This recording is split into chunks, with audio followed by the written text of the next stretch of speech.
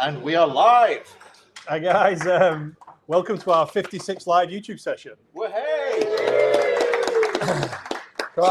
Hang on, I think you can do better than that. Go on. It's our 56th live YouTube session. Yay! So, Much better. it's been a few months, but welcome to everyone who's watching from home and everyone who's sat in the live audience. We've got a pretty interesting tasting to go on. We've got loads of cool new beers, some stronger beers as well, which we always like. So it's going to be a lot of fun. And we haven't done this for 3 months in this format, so I'm sure there's loads of questions. We've got loads to tell you about. So hopefully we've got a pretty interesting session. And I'm a little worried we might have lost our drinking stamina. Well, definitely, especially with we'll soon find out, won't we? The warm-up beers as well. So this is we're in the Hoptail Lounge. We haven't been in here for a while either. So nice like boudoir, as Lee likes to call it, or is that upstairs? No, that's upstairs. That's the tasting room. Got a nice quiet, hopefully quiet session down here.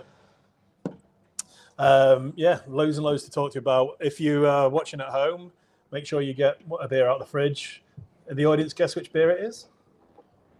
Oh, we haven't even told you the beer, so how would you guess? So the beer that we want you to get out of the fridge is the Stout. So we want it to taste better warmer. It's Obi-Wan Cannoli, which is one of our Star Wars beers. So get out the fridge, let it warm up. If you're in the audience, don't worry. Pete's warming it up for you. He's sat on the cans at the moment. It's going to taste good.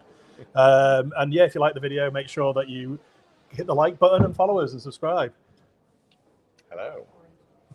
Nice. Yeah, so as Wayne has said, we're going to be tasting 4 beers, the first of which is a beer called Freya's Bounty, which is the second in our 9 Realms series.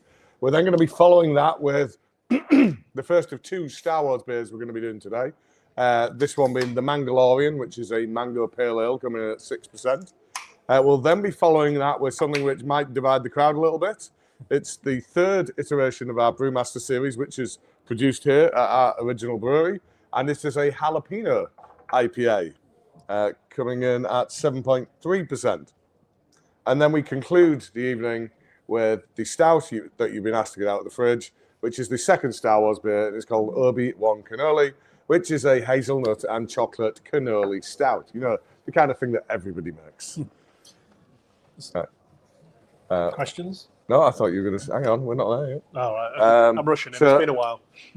As we discuss each beer, we will go through the recipe, the concept, how we conceived it, anything unique about the ingredients, the production approach, how we came up with the name, the branding, etc. But we like this to be as interactive as it can be. It's going to be more entertaining for you. It will be more entertaining for us. So if you have questions in the room, just put your hand up at the appropriate time and we'll come to you when we can. At home, you have the ability to write directly below your video. And Pete is behind the camera once again. And he will pop those questions on the screen. We don't have a screen here, so Pete's going to have to come on the microphone and tell us what those questions are at that right time. Say hello, Pete. Hello, Pete. Hey. I was hoping you'd get that one. All the ones are the best ones, eh? And after each beer, we always then take the opportunity to spend a bit of time updating you on something. So we always begin with what's gone on since the last time we spoke. So that's a lot to go through because the last time we did this properly was January. And you might have noticed we've opened a bar or 2 since then. So Wayne has a lot to tell you about that. We've also had some big developments in the brewery, so I will be talking about that. That's the 2nd and 3rd beer topics. And then we always conclude talking about what you can expect coming up, whether that be the beers we're about to release for the box next month or the events that you can find us at around the country in the months to come. So there we go. If you have any feedback, if you would like to be in the audience, contact info@brewyork.co.uk. So without any further ado, let's get a beer. So first beer up, like Lee mentions, is Freya's Bounty. So this is amazing artwork that the guys at United by Design have done, which is the 2nd one in the series. But if you've been following us and you've been trying our birthday beers, they've also got a similar design. They're part of a wider range where if you collect the labels, us being the geeks we are, you can stick them on a big poster and make a really cool picture. But it's really good how they all look, and the labels themselves look really cool. But Freya's Bounty, 2nd in the series. It's a collaboration with our friends across in Hebden Bridge at Vocation. And the first beer that we did, which was the Northern Monk collab Odin's Gaze, that was your modern hazy New England IPA. This is your straight up session IPA, 4.5% session IPA. So Should be clear. I haven't tried this beer yet. It should be clear. It is clear, which is great. And it's a nice, clean, crisp, easy drinking 4.5% beer. So what makes it a session IPA, Lee, rather than a pale ale? Oh, and I know why you're saying that, because of the guy that commented online saying that session IPAs shouldn't exist. So session obviously refers to it being more sessionable. So a typical IPA, if you're following the proper guidelines, is going to be in the region of 6 to 8%. So if you're calling something a session IPA, it's got to be sub 6. I'd say arguably it needs to be sub 5. Because to be sessionable means you're going to drink 1 or 2 of these and maybe even spend your entire evening drinking this kind of thing. And above 5%, that's going to make for a pretty short evening, even with our kind of girth to absorb that alcohol into. So yeah, that's the definition of session. And why IPA rather than a pale ale? Oh, we're doing the full-on history lesson, are we? Okay. Right, so IPA means India Pale Ale. It comes from the time of the Raj when we had the Indian colony. What was the word? The Empire, British Empire. British Empire, thank you. At that point in time, they wanted the workers and the troops over in India to be able to enjoy the same great British beer that they enjoyed at home. But this was before they had access to the Suez Canal. So they had to go around the bottom of South Africa to get over there, which meant it was going to be like a 3-month journey to get a beer to India. So you would be shipping out this beautiful barrel of English beer. And because it spent so long at sea and was exposed to high temperatures, etc., what arrived in India was a barrel of vinegar.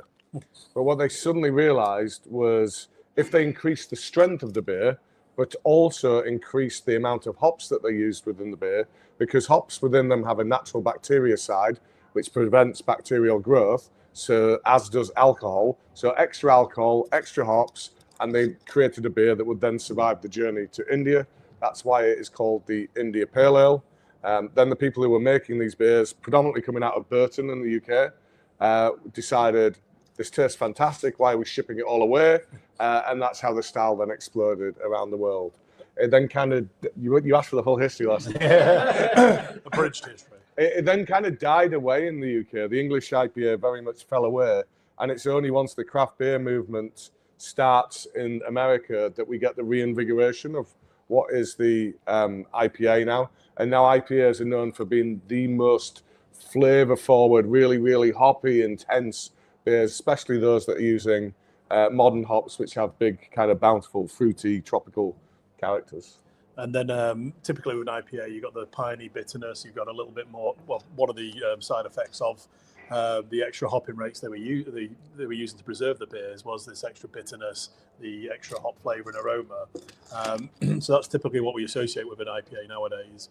And then when we're doing a session IPA, it's still got those characteristics. It's just sessionable. You can drink it. Whereas a pale ale is usually a little bit easier drinking, not as much bitterness, and just more of a pale beer in colour. Doesn't need all the hops and flavour.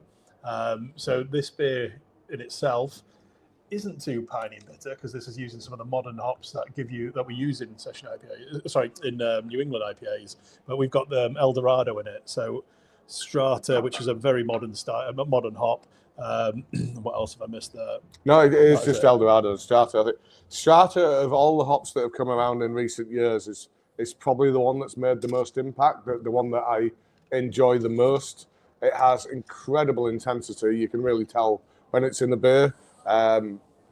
Probably, I would argue, the biggest thing to come around since Citra in terms of its impact on beer. So we love the opportunity to use it, which is good because I put a hell of a lot on our contract. And you're getting loads of different tropical fruit flavors with these type of hops. So pineapple, passion fruit, grapefruit. And one of the things that, unfortunately, because I've got a chaser pine, which happens to be a piney bitter West Coast, it's not as obvious. So smack on the wrist for ruining my palate for the tasting.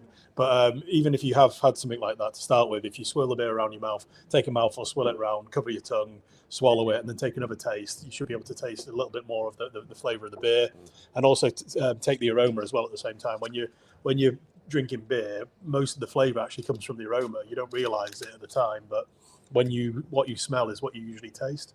So if your beer is a good beer, but there's something horrible in the glass, it taints your opinion of that beer because the landlord or the bar hasn't cleaned their glasses properly. So it's all in aroma. Well, not all, but a lot of it's in the aroma of a beer. I actually did a talk on this earlier this week. So 80% of your perception of flavour is nasal.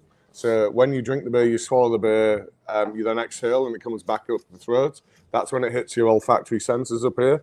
You have 400 of them. And your 400 is 1/3 different to the person sat next to you. And theirs is 1/3 different to the person sat next to them. So the way in which I perceive this beer is going to be very different to the way in which Wayne is perceiving it, and so on and so on. We all have huge genetic variation to our ability to perceive flavour. And the classic example which kind of hits this home is how people taste coriander differently. So my wife tastes soup. She really hates it when I put coriander into something. Whereas I taste that kind of really herby, kind of spicy thing that goes really well in curries. And that's down to a genetic variation of a particular gene in one of your olfactory senses. So if you have that variant, you taste it like soap. And when breweries have sensory panels, so people who taste the beers to verify that you've got the consistency, quality, or even testing for flavour and defects, the reason you have so many people in that panel is everyone's, like we said, everyone's palate's different. Some people's perception to certain off flavours is more extreme. Some people just are immune to it. They just don't taste it. So I do feel sorry for some breweries where you taste the beer and you're tasting something that you really don't like. So Diacetyl. The diacetyl is usually one of the flavours, which is a buttery, popcorny taste. And usually one of the brewers is blind to that. So they don't realise it tastes like that and no one's telling them. So it really helps when you've got multiple people. The bigger we got as a brewery, the more people we've got tasting our beer internally before it even goes externally. So it's great to get that feedback and balance from the different perceptions people have. But coming back round to this beer, so I think Wayne kind of touched on this already. We started out with a big NEPA to launch the series, but you can't do that with every beer. And what we wanted to do with this series of beer, the 9 realms, there's going to be 9 different pails. Every single one is going to be a completely unique style. And we wanted to offer a counterpoint to the one that we'd done first. So hence this is the more classic, it's the more balanced. If you think of like a Sierra Nevada kind of pale ale, that's kind of more of the thing that we're going after with this particular one. It's not supposed to be a massive slap around the face of flavour. It's supposed to be the kind of thing that you really enjoy drinking and would quite happily go back to the bar and have a second, third and fourth of these. So the slap around the face is next month's beer, which is the collaboration we just brewed with our brewery idols or besties, Thornbridge. So we absolutely love Thornbridge as a whole, but Jaipur in particular is a beer that's massively influenced us as individuals and as breweries, as a brewer and brewery. So West Coast IPA is always our go-to style. We know it doesn't sell as much anymore as we'd like it to, so we always are cautious about when we do it and how many we do. So did you call them our besties? Yeah. So we made a Westie with our besties. Exactly. We've got the name. Brilliant. We can't. We've got a theme for these, so we can't. Yeah. But excited for that one, and so that's coming out next month. And we're also doing that one in cask as well as the keg and can release. So a little bit more about that beer later on. But to finish off on Freya's, the beer itself, the realm is Alfheim, which is the realm of the elves. So you're pretty much obsessed with this from playing Gods of War, but yeah. That shows your lack of God, singular, God of War. Come on. So you just not down with the kids. We're going to do this monks bar thing. But yeah, it's ruled by Freya, and Freya is the god of fertility, harvest, and peace. So yeah, we thought it was a really good name and to use on the beer. A good link from the first beer. And like I said, the artwork, the guys at United by Design have done is awesome as usual. And yeah, cut the can label out and stick it on your poster. If you haven't got a poster, what do, Pete? Oh shit, Pete's walking around with beers. Pete is not near his microphone, so cannot answer right now. So maybe we come back to that question. He's on his way. Right, he's going to be quite quick, so we will wait for his answer. And while he's waiting for his answer, I'll drink a little bit more of this beer because the second beer's gone out and we're way ahead of time. It's only 40 minutes. Only 40 minutes, and we've got ages. Are we slacking, or are you just really quick getting beer out? Well, there we go. Could be a little bit of both. We're out of practice. Yeah. But guys, if you have seen our lovely new 9 Realms poster and you want to get a slice of the action and join the Collectors Club, please head on over to brewyork.co.uk/shop and start collecting. Oh, that was beautiful, Pete. And who's modelling the poster in the picture? I thought it was Joanna at first. Or is it AI? Or is it Joanna's hands in the photo. It's not dropping noodles, is it?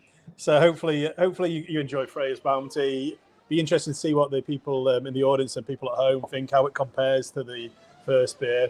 Remember, like we said, these 9 round beers are all about a journey across different types of pale beer. So we're going to be something for everyone. Some beers you're not going to like because you're not going to like the style. Some beers you maybe don't like the hops, but hopefully you like them all and you like to see the different ways in which beer can be different. Yeah, and some beers are not yet agreed. I'm trying to push for the production of a red IPA. The sales team. And I have the sales team telling me, don't make one. We really struggle to sell them, but I love making them and I love drinking them. So it's like a matter of public record now. We're definitely making one. So there you go. Right. So at this point, we give you a summary usually of what we've done in the last month, but obviously it's been 4 months since we got together. So there's probably a little bit more to tell you about. And this isn't about so much the brewery. It's more like what we've been doing personally, and some of it will be affiliated to work. So I've had a couple of great jaunts over to Manchester in the last few months. First of all, I went over to watch the PDC Premier League darts, which is absolutely incredible. Anyone ever seen it on the telly? And it's just like a massive stag do. The atmosphere looks incredible, and it is as good as you would expect it to be. I went to the AO Arena in Manchester, which hosts about 15,000 people. So I was right at the back, but it was a big screen, and it was really enjoyable. And Gerwyn Price, a former rugby player who is at the top of the darts game now, got a 9-darter. And I thought my eardrums were going to explode. I've never been in anywhere so noisy as when he hit that 9-darter. Not even St. James's Park. Not even St. James's Park, no. And then the week after that, I returned to the same arena to see what I would have to say is my favourite live band right now, which is Ghost. They're absolutely incredible. It was the start of their tour. A number of the songs that they played, it was their debut live performance. It felt very privileged to be able to see that. Beyond that, an obvious highlight is the birthday bash that we had a couple of weeks ago. I think the tweaks that we made to the festival, holding it in the one building, really added to the atmosphere. I thought we had a cracking roster of breweries. The feedback that's been shared with us has been universally positive. I think everybody really enjoyed their time there. There's only a couple of things that we want to tweak, nothing major, to make it even better next year. But next year, of course, is our 10th birthday, so we have to go really big for that one. So we're already working on the plans for that particular one. What else do I have? I'll only do one more. Another cool thing that me and my wife did is we attended a murder mystery meal where we had to go dressed as people from the 1940s. And I was asked to go as a member of the Terry's family, as in the chocolate family. So I went laden with a briefcase full of Terry's chocolate oranges to bribe all of the other guests with. And it was a very entertaining evening. So yeah, quite a varied month for me. Darts, bands, and murder mysteries. There you go. Yeah, it feels like so long ago, but January we had the subscriber party in here, and that was the last time we really gave you any form of big update. And it's been such a busy quarter. Like, we'll tell you more about that in this section later when I talk about bars. But it's been crazy hectic, which is good and bad. It's good because things exciting are happening with work. It's bad because I don't get that much time to do other stuff. But we have had partner Sal's in the audience, so she's in the live audience for a change. And yeah, we've had a few little nice mini breaks. So we had a great time Easter with the family, with brother and sister-in-law and the wider family. Had some a nice Easter Sunday then, and then we got a small break recently. Went to obviously Knaresborough. Went to stay in a nice I hear place. there's a cracking There's little a good bar little pub in there. Knaresborough. Had a little break there, but it feels like after now the birthday's out the way. Time for a break. Feel like might take a little bit of time away and do some fun stuff and maybe enjoy some of the nice weather we've got. So it's been awesome. And highlights work-wise have been insane. So launching the Old Grey Mare was mind-blowing. It's been amazing, the support we've had there, how busy it still is now. The first weekend was insane, and in good and bad ways. So we had we went down. I've never seen a queue that lasts that long. Just kept going. I mean, it started at 1:30 in the afternoon, and we cleared it at 9 p.m. in the evening. And yeah, it was amazing, and things have been going really well there. And we've actually been down and enjoyed it loads of times since, when we haven't had to jump on the bar and help out, which has been great. And then Brew and Bow and Chapel Allen, the launch of that's been amazing. It's just very, I'll talk more about that when we talk about bars, but that's some amazing work highlights. And then birthday, as always, it just blows my mind how well supported we are as a business, how much you guys help us out, which we massively appreciate. And it's just great when everyone gets together, has a few beers, and really enjoys themselves. So birthday bash this year was amazing.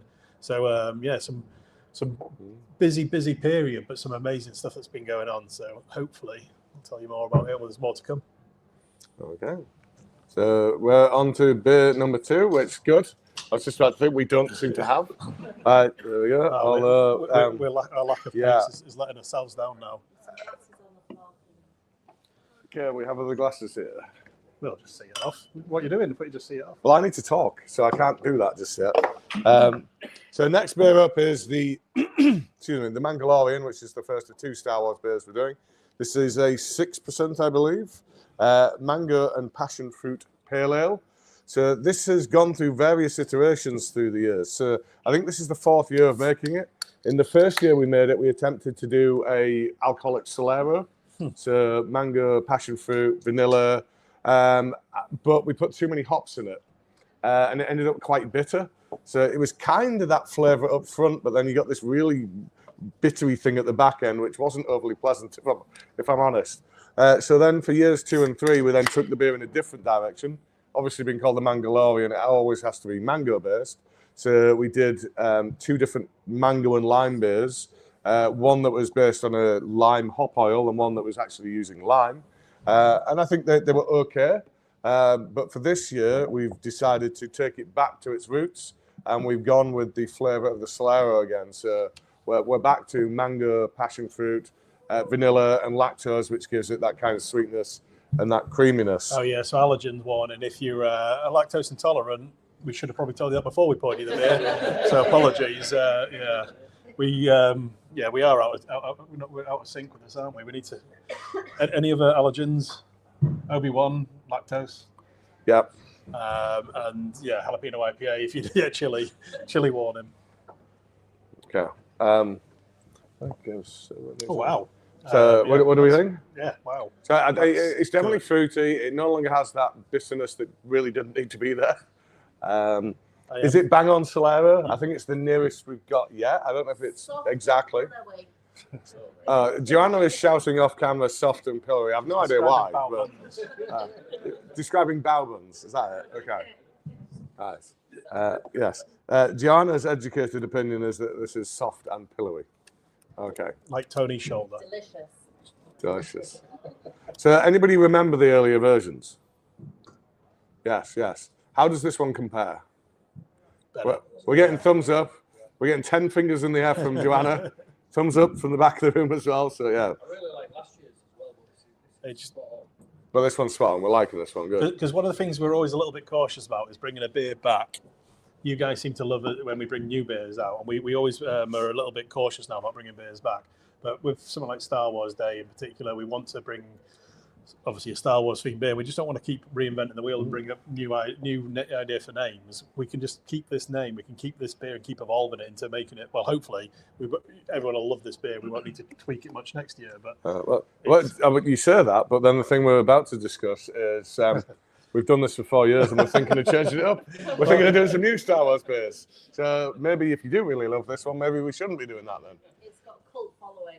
This one has a cult following. In fact, Joanna, you were telling me earlier that one of the bottle shops that buys this from us has rung up and requested an extra couple of cases because one of their punters wants more of this. Just one customer. Yeah, I think just one customer. Yeah, repeat customer. Marvelous. So, yeah, I think it's by far our best work on this particular beer, but we don't like to rest on our laurels. I think with Star Wars lore, the Star Wars universe. There's so much you can do. Remaster it each year. Have a superimposed Jabba the Hutt on the next one. When are we going to do a blue milk on? Well, we have just delved into the land of blue beers recently, so we do know what to do blue wise now. So yeah, well, never say never. My vote for next year is for us to do some new Star Wars beers. Well, the first, Yeah, if you well, guys, let's see. does anyone in the audience remember the first? We did a couple of Star Wars beers. We did one in particular. It was a sour beer. Does anyone remember that one? I do. It might have been based on a certain bar in Mos Eisley. Yeah. The one where they've got the Mos Eisley Cantina band. Yeah. So The ones with the blue heads that are playing the their own trunks. yeah, whatever they're playing. Yeah, whatever they're playing. So that was a Katerina sour. So we called it Mos Eisley Katerina. It was a nice concept, nice idea, but we did T-shirts on it. We did some fun stuff, and it was good. But I think the execution wasn't great, and we tweaked the flavors for the next year. So we did different fruits, and it hadn't quite hit the mark, which is then when we brought them. Do you remember when we first launched that? May the 4th. I assume it was when we launched that one. It was at Sesh Fest, which was Magic Rocks Festival they did of sessionable beers. I don't think you're allowed to serve anything over sort of 5% there. I remember that. It was actually really good. It was back in the good old days. Yeah. Unfortunately, well, Magic Rock still exists, but they don't do Sesh Fest anymore. What was wanted to make a beer called Sesh. Don't go there. Do not go there. I know what he was going to say. He's going to get us cancelled. But yeah, I really like this. Really like this. I think this is warm weather like it is today. We're in a dark cave, unfortunately. But warm weather, sat outside in the beer garden, ice cold beer, would be really nice. Yeah, I've been sat here wondering why my face is glowing, and I was thinking it was the alcohol, but it's probably because I've been sat out in the sun. It literally takes me 5 minutes of sun exposure, and I go bright red. That's it for the. We're indoor beasts. We don't let us out of the brewery very often. We don't let ourselves out, unfortunately. So really, really cool beer. I'm pleased with this, how this one's turned up. Hopefully, Obi-Wan lives up to the. Okay, yeah, and I think I want to do something off the cuff. So we've done lots of puns. We're very good at puns. If we were to do new Star Wars beers, and you had to do a pun based on something in the Star Wars universe, what would you do? So in the room, start to think about it. We'll ask you again later. Pete, online, will collate your responses. And for those of you that can see a screen, we'll put them on the screen. And he will shout the best out later on. Yeah, I'm getting a thumbs up. All good. Mine's gone blank, but what's Baby Yoda's real name? Grogu from the Mandalorian. Yeah. I don't think we can make a pun out of that. No, I don't think so. It won't sound very appealing anyway. So we are absolutely flying through this. So I think we'll break with the format, and rather than going into the bars update, why don't we go to questions? Because I feel like we skipped that on the first beer. Yeah, we do have some questions. We got some lined up. What was your favourite bit of yuzu food that we had pre-live? It was squid. Always squid. Always Squid Games. Awesome. Right. Well, first question comes from Rick Boyer on YouTube. He says, "Evening. We have last year's Star Wars beers to compare this year's. Has there been any change in the recipe?" Yes. I think we've covered that one. Good answer. Rewind back and play and press play. And, we have. And, if we're redoing something like this, we know that you like originality. We know that you want something new to check in on Untapped, Mark. So the beer has to be unique, doesn't it? So for the beer to be unique, we have to change up the recipe, etc. And then, and the brewers get easily bored. So getting them to do the same thing time and time again is not very appealing. And then we've got certain beers that when we bring back won't change. They might change for the scale we're brewing them at, but Imperial Tonkoko is going to be Imperial Tonkoko. We are very happy with those type of beers. But Cherry Imperial Tonkoko or, I don't know, any ideas? Small Imperial? Oh, we've already done that one, haven't we? I think we've done that subject to death, haven't we? But yeah, those type of ones, the bits will change is the input from the special edition rather than the actual base beer.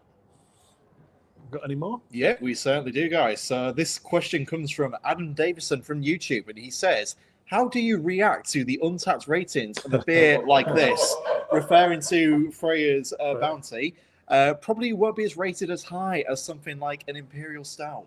Well, it's a funny one. Untapped is the pet project or pet subject we always love to talk about, but we don't really let it affect us anymore.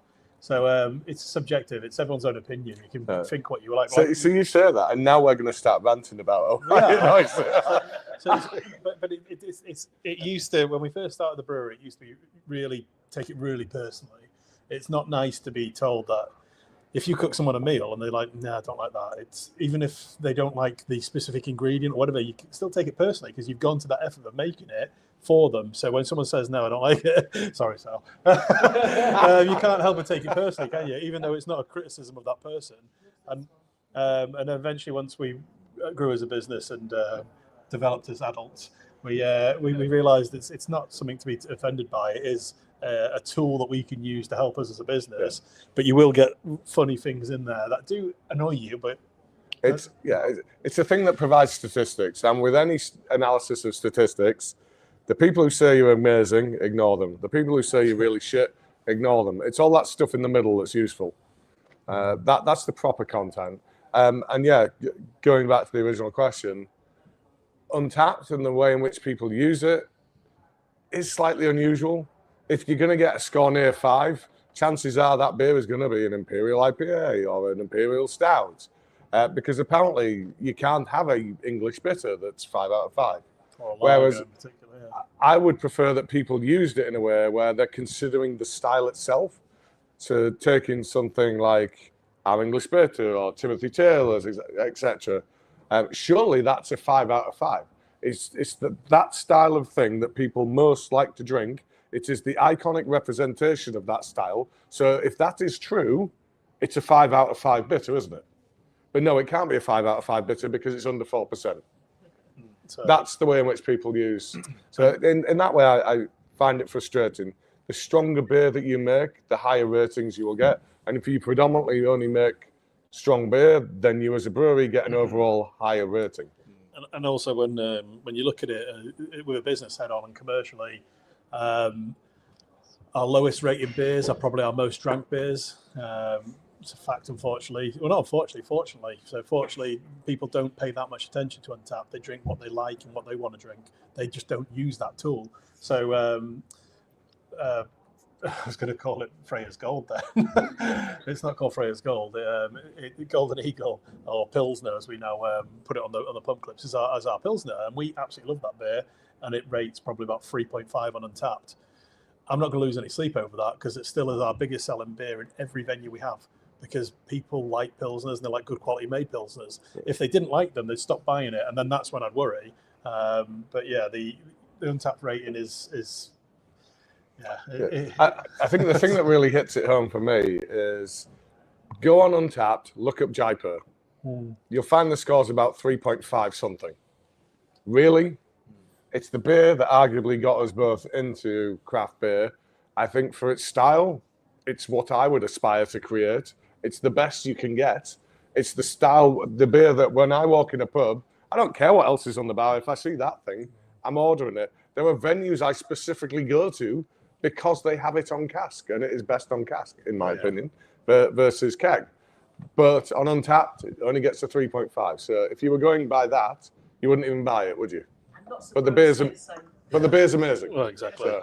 And it's that type of thing. So yeah, it's a very interesting tool, and it also causes us lots of laughs, lots of frustration. But it's someone's opinion. It's great, and we can use that opinion to help us as a business. So keep using it. Keep giving us feedback. I don't like sours. 1 out of 5, and then you say it's a can. It's like someone would give you a sip of that beer. You have gone to an off license and you have bought a beer that you know you are not going to like, and then you have given us a rating to let us know that the thing that you thought you wouldn't like, you in fact didn't like. So what? Like I said, water off a duck's back. it is what it is. It's Well, it is what our product's about, because after a while, like, it's literally years since we've read the stuff. Just don't bother looking at it anymore. Next Ready for question. another question? Yeah. Sounds like Well, it. that was like the longest answer ever for a question.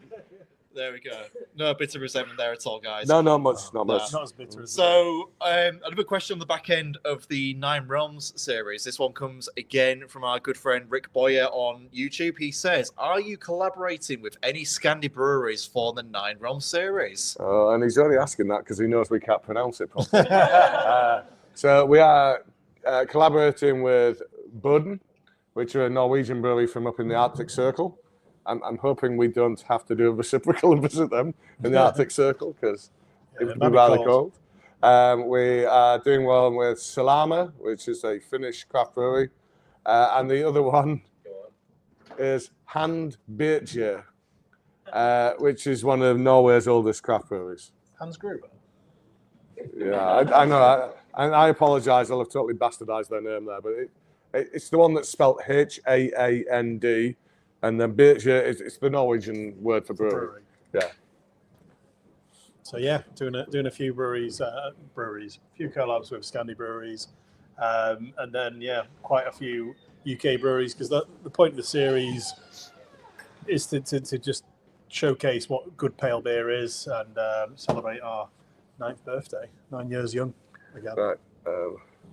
What is the time? Are we like properly plowing through this? Or are we totally off form? We've been going 36 minutes. Right. Well, we do have another subject to do before we get into the beers. You don't drink your next sample. Save it. Right. We've got First of 25 all, minutes. We're going to bore you for 25 minutes before you allow the next one. well, Wayne is going to. Wayne's going to, as best he can, give you an update on all of the stuff that's gone on with bars in the last 3 to 4 months, which has been, by anybody's estimation, rather a lot. It's been a bit of a crazy few months. So got somebody in the audience who's also been pretty busy with that, sat behind the camera. As we like to looking call behind him, him like he doesn't know who we're talking Uncle about. Tony, as we call him in the business, has been pretty hands-on throughout all this. So I'm sick of this, Uncle Tony now. Every day we're doing all sorts of random stuff, getting these bars open. But no, it's been brilliant, and Tony's been a godsend in getting these places ready, and hugely responsible for everything we've done. So everyone in the audience, give him a clap. And a big thank you. So I touched on it earlier. So at the start of the year, we had a couple of projects in mind that we managed to launch and get ready to go, which we'd hoped to do. So 21st of February, I think it was 21st, we launched the Old Grey Mare. So that's a traditional inn. It's from the 1700s. We refurbished that. We got the downstairs room ready and trading again. And Yuzu, our street food partner from most of our venues, is on board with us there. And they've done an awesome job. The team have really kicked that off. Avril and Adam, our GM and our assistant GM, done a great job of making that the first of hopefully many of our what we could call our inns with character. So a really traditional pub with Brew York offering and a bit of a modern street food twist. And then soon we'll have rooms there as well. So there's 10 guest rooms upstairs, which we're refurbishing at the moment. It's really exciting venue. It's kind of what I really hoped we'd be able to do when we first started Brew York, and we saw how we were growing as a business. This is the type of pub that I'd love to go and drink in. And thankfully, Melissa in the audience as well really likes to drink in, because you usually spot Melissa propping up the bar in there on a weekend. The only problem with the Old Grey Mare is it's the opposite side of the city to where me and Wayne live. Well, that's why we're going to get the rooms, even before we launch the rooms, we're going to get the rooms ready. So we can kip over. You can have the little single room, and I'll have the big, massive family room with the fire. Standard. Yeah. But yeah, it's been amazing. Truly humbling to see how it's been welcomed by the community there.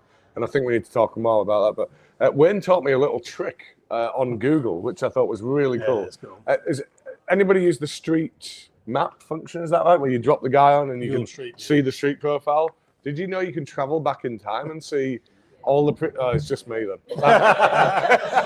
Yeah, there's a little button you can look at. I'm the technological Luddite. Okay, fair enough. It is really cool. Well, anyone that didn't know, you can travel back in time and you can see where it used to have an Indian to the right-hand side of it, Yeah. didn't it? Yeah, anyway. And, I but thought that was really one cool. of the really but cool things is what everybody else knows. was the I've already talked about the crazy first weekend when we launched it, but it was just so good to see. Well, obviously how much you guys drank, but me and Lee got to go behind the bar again, which is awesome. Ooh. But we aren't built for behind the bar, are we? And that place is quite a small Certainly bar. not that one. So it was just like, oh, sorry. Oh, God, are we really doing this?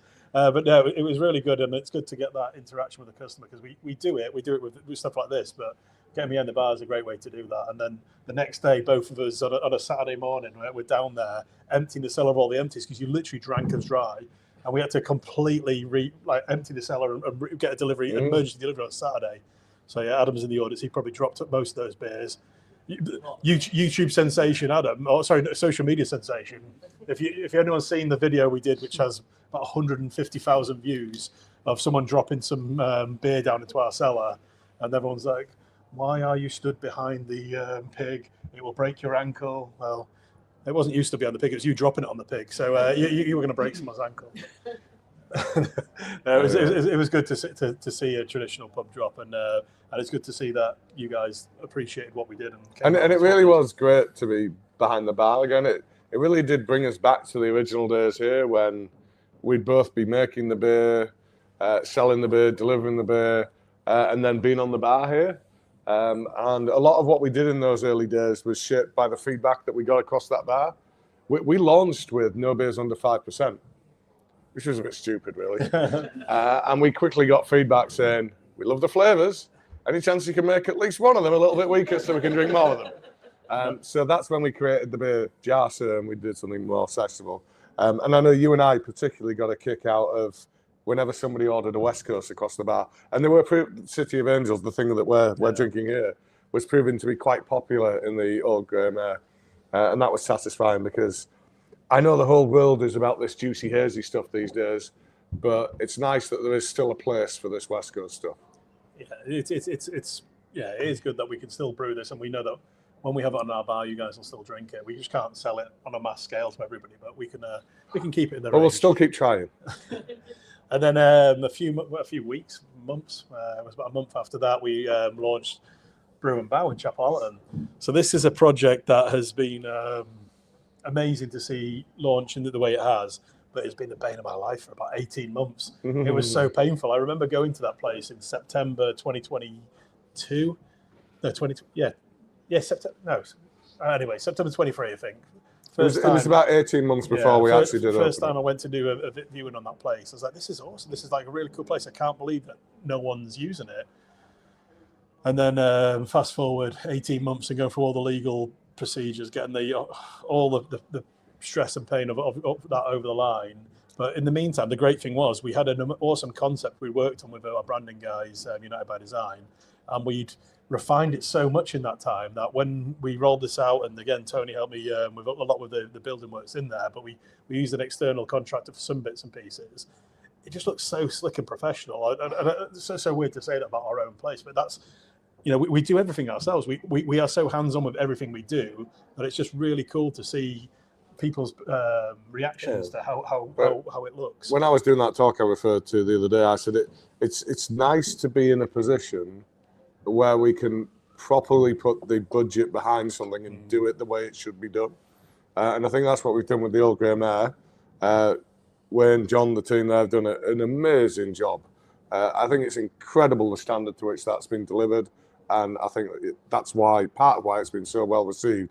And Brew and Bow, last time I saw it before the time I walked in at launch was when we did that first visit. We went, well, this is kind of good. We should do something with this.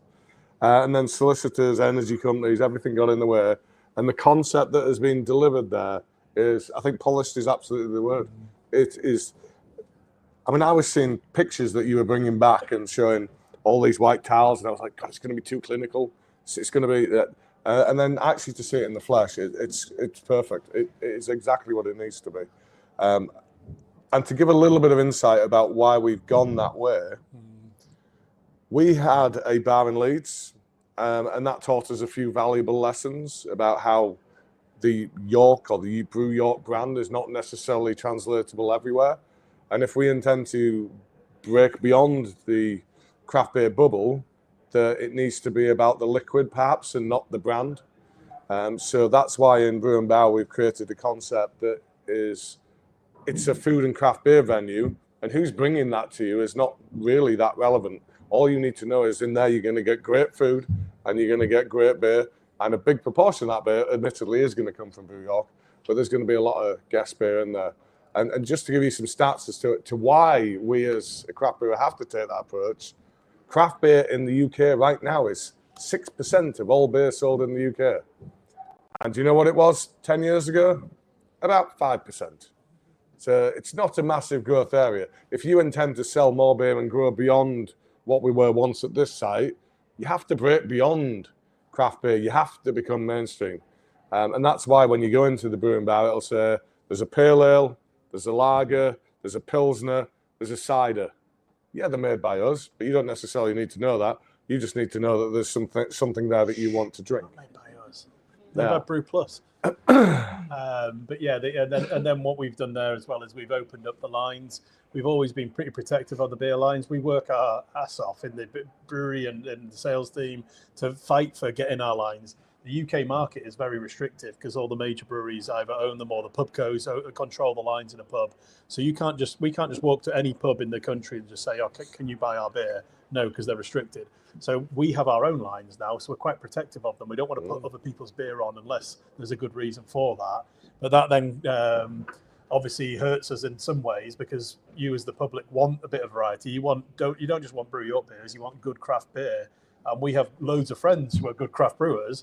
So we've always focused on getting our own beer into our venues, but now we're trying to be a little bit more flexible. We're trying to bring more guest beer in from breweries that we love and respect to try and make it more appealing to you guys, but also to try and support some of the other breweries that are out there, because we know that 100% Brew York bar is amazing and it works well. You're in one now.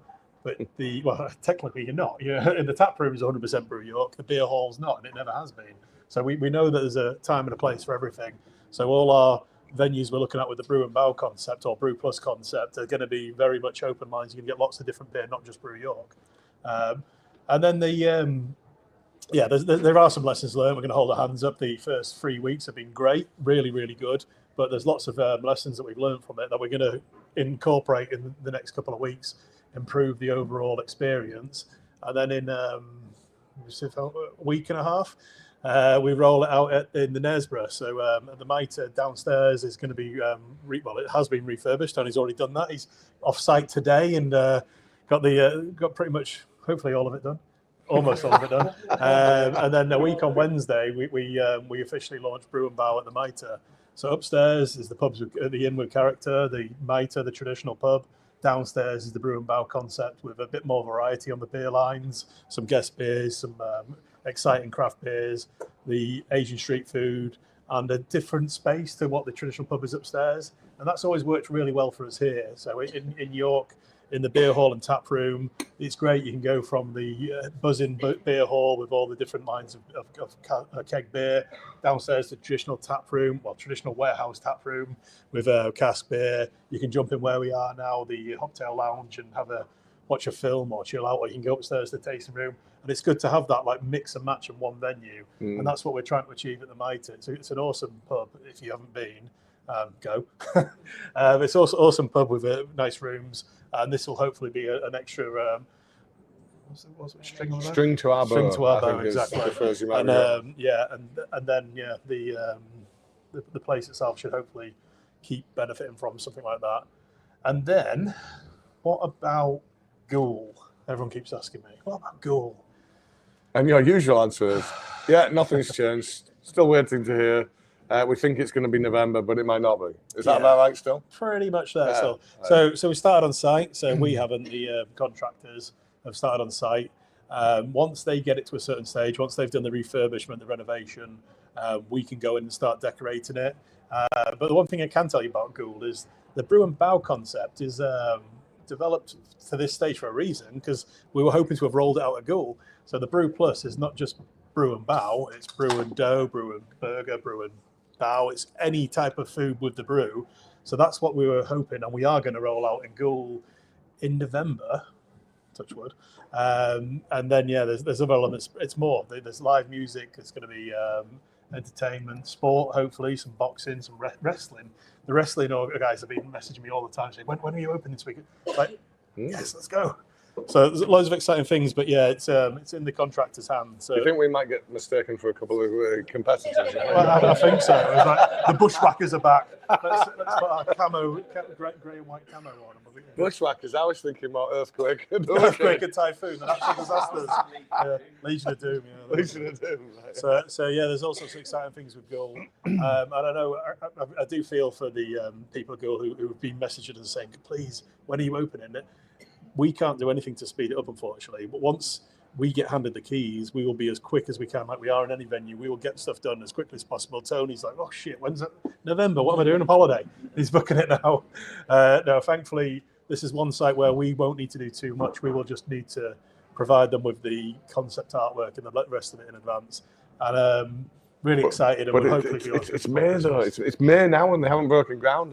How is it going to be November? They have now. But yeah. All right. So yeah, hopefully it won't get delayed any further. And what else? What are we going to do between now and November? It seems miles away. Well, we're going to do what we always do. Kick our ears to the ground. Not rest on our laurels. We already have other irons in the fire. We might have looked at something today that might become something. Might be looking at something else on Monday that might become something. So yeah, don't follow me in my truck and work out. No, we've got some pretty exciting things. We're hoping we'll be able to move a bit quicker than November. We've got exciting things happening with our existing bars this building we're in has been the water and electrical logistical nightmare. So we paid for our water and electrics upgrade back in October, November last year, and we still haven't had either of them completed yet. So we're still struggling with the supply of water and electrics to the Walmgate venue. Apparently, this is the 7th time, but apparently Yorkshire Water are going to be here on Monday to do our water upgrade.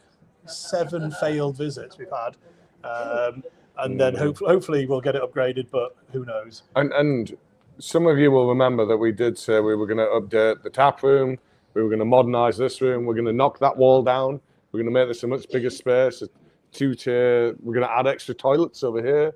All sorts. We do plan to do all of that, but all of that can only happen when we have more electric and we have more water. So until Northern Power Grid and Yorkshire Water do what they promised to do 6 months ago, we're a little bit tied. So it has knocked us back a lot, but in the meantime, we're looking at other options. And Old Grey Mare, the rooms will be online in the next 2 months. So we make good progress upstairs there. Right. So that's been really good.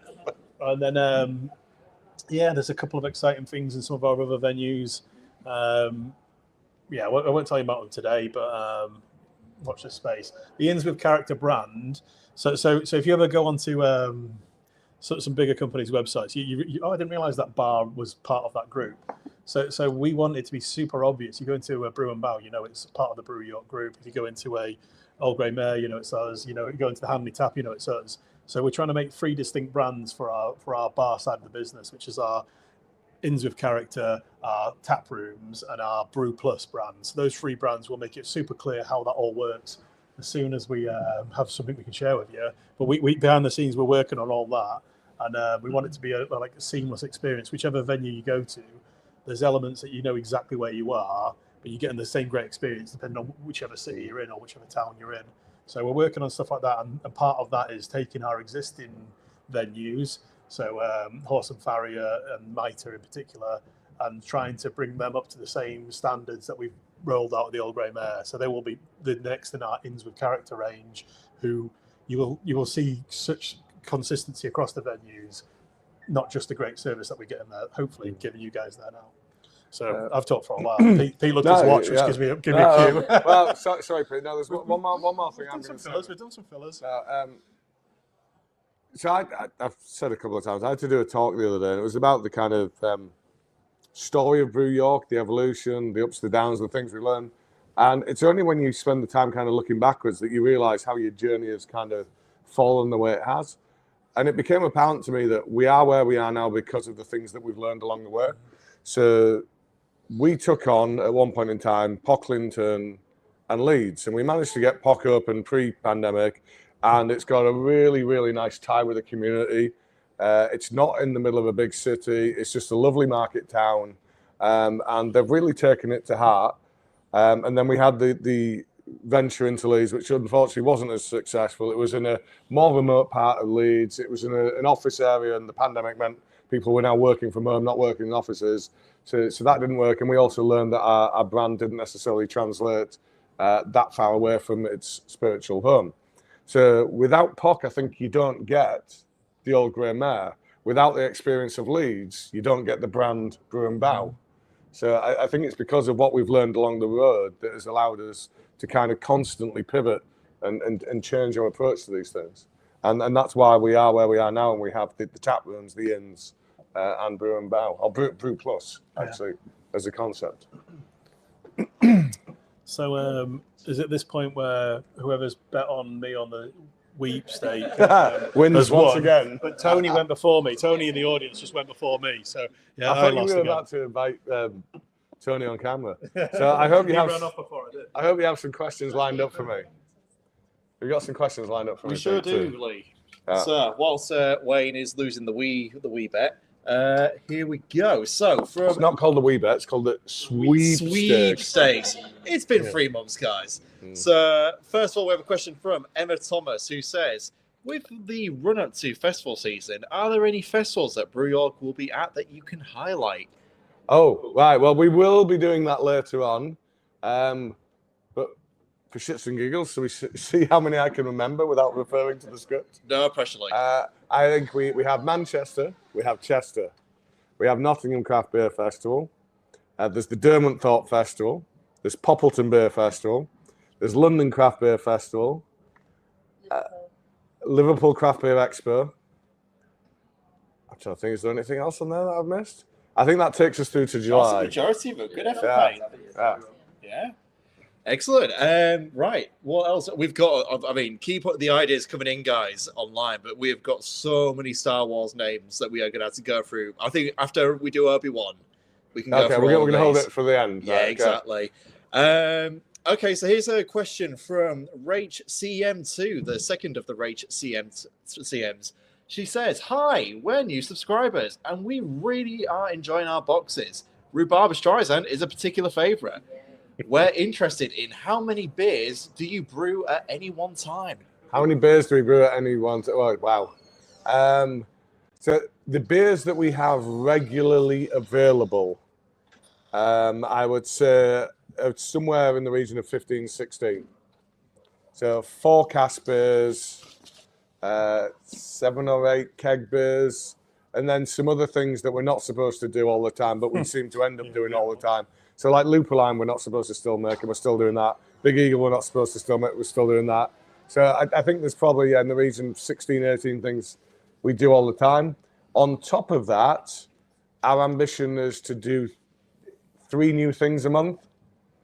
So that would be another 36 a year on top of that. But I think in reality, we probably do about 4 new things a month. God, yeah. So that's We're another not doing any more than another 3. 48 on top. And then we'll do something as a cask beer, and you will go, well, we're a little bit light for the subscribers this month. Any chance of putting some of that in cans? So it's in constant flux. And we know the way the modern beer world is. People like the variety. They like to constantly be trying that new thing, and that does appeal to our brewers. They, as I said earlier, like to make new stuff all the time. You need to see one off. You've got Well, two we have new glasses down here. I'm almost done on this one for once. So anyway, I think we've said what we need to on that one. Well, there is one last question, which is in line with the venues you guys were chatting about. So this one comes from Mark Armstrong. More of a suggestion than anything. He says, here's an idea. We'd love to visit all your venues as Brew York Pilgrimage.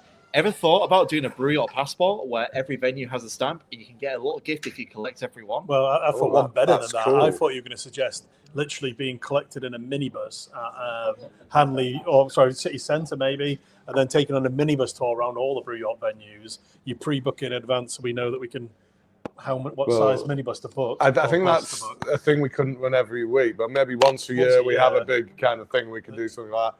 But as a regular thing where you do it in your own time and get a stamp and get some sort of reward for that. I think that's a great idea. Yes. So we've got an amazing till system we don't fully utilise, and one of the things features it's got that we haven't used yet is the loyalty card type of stamp, where you get 10 stamps. Your 10th one's free type of thing, which is like a digital, card. And that could work in any one of our venues. And I keep saying to the guys, I want to roll this out. I want it to be in all our places where it encourages you to go visit. It might not be 10, it might be 8, whatever the number is. But it encourages you to go to all our venues and support them, and you get rewarded for it because you're getting a beer, which is awesome. So one of the ones I noticed, on another point, is the Brew Plus. So what would you like the Brew Plus to be? Brew Plus, we said bow, dough, whatever. I've got one. We've got one on our Teams chat. Brew Plus Yummy Chicken. So anyone who's not from York won't necessarily understand that reference, but the yummiest chicken in York is on the corner. Lee's a regular. I mean, I used to joke that I don't know how they got through COVID because I'm pretty sure they pay their mortgage. We used to visit during COVID after packing all the boxes. That's where we used to go for our tea. Oh, nice. Yeah. And I am the loyalist of loyalist chicken fans. It doesn't matter where I'm drinking in the city. I will always conclude my evening and walk to Yummy Chicken. And for the record, I love KFC, but I actually think Yummy Chicken's chicken is better. It's saltier, makes you drink more. That's what you want. Hey, well, there we go. Here's one to jot down, Wayne. Richard Wingrove has said Brew Plus Parmo. Yes, Brew Plus Parmo. That's one for Yusuf. He's a smoggy. My parents, all my family from Middlesbrough, they'll love that. Brew Plus Parmo. Does everybody know what a Parmo is? Everyone knows what a Parmo is, surely. No, they don't. It's a chicken parmigiana, which is like the breaded chicken schnitzel that is then covered with a bechamel sauce. Bechamel. Is that right? Yeah. And then melted cheese, and then a big portion of real chips, garlic sauce, and all the extras. And if you are a York resident, there's a takeaway out there called Viking Pizza, and they do various different iterations. My favourite is the one that they put pepperoni and jalapenos on. It's funny, which is kind of apt that I'm saying that because we're now getting onto the jalapeno bit. It's funny that that was good, that one. We know all of the good takeaways around the brewery from when we set the business up 10 years ago, really. When we set it up, we were working stupid hours here. Well, we still do that. I want to know what Pete's just read. He's chuckling off camera. This is the first time it's ever happened where someone's put something in the comments. It's made me laugh out loud. So Dan Sawyer has said, "So Yummy Chicken confirmed for the 10th birthday bash." Yeah. Nice. Do you know, if I could make that happen, I absolutely would. I think we absolutely need to make that happen. So, Anyway, we know all the takeaways. But on to the next beer. So, beer number 3. We stalled on that beer number 2 for a good 40 minutes there, didn't we? So, we're back on track. Yeah, I think we've got the pendulum where it needs to be. We're back to where it needs to be. So, we've got a Japalino IPA. That's how you pronounce it, isn't it? I believe so, yeah. I believe so. This is a tribute beer to a beer that is probably the best beer in the world, if you ask Glenn. But the jalapeno IPA was something that we talked about and joked about because our packaging manager, Glenn, has been wanting to make one forever. And we gave him a little bit of a green light when we brewed a West Coast last year, and we let the brewery team and Glenn take some to one side, put it into one of our fermenters, and add jalapeno to it and make a very small batch of jalapeno IPA. And it was nice. It was pretty interesting. It was called Snake Farm. If you haven't seen it, if you haven't seen the T-shirts they all wear, you'll know which one it is. So they absolutely love this beer, and I really liked it. It was a little bit fresh and vegetal, but it was really good. It was a nice bit of spice. And we did ask Glenn to be here this evening because it would have been much better if you heard about the origin of this beer from the horse's mouth, but he's unfortunately on daddy day duty. So, but he has been hugely passionate about trying to make this beer a reality, as in on an almost daily basis. Saying, Lee, why don't we make a jalapeno IPA? Next day, Lee, why don't we make a jalapeno? Oh my God. It's almost like he's just battered us into submission. And we've eventually conceded to making which is essentially what has happened, really. At least he did it West Coast, though. So to be fair, he probably couldn't have made it here tonight because he's probably sleeping because of the 5 days of packaging the team have done in 4 days after the back. Yeah, no, the team have had an amazing week.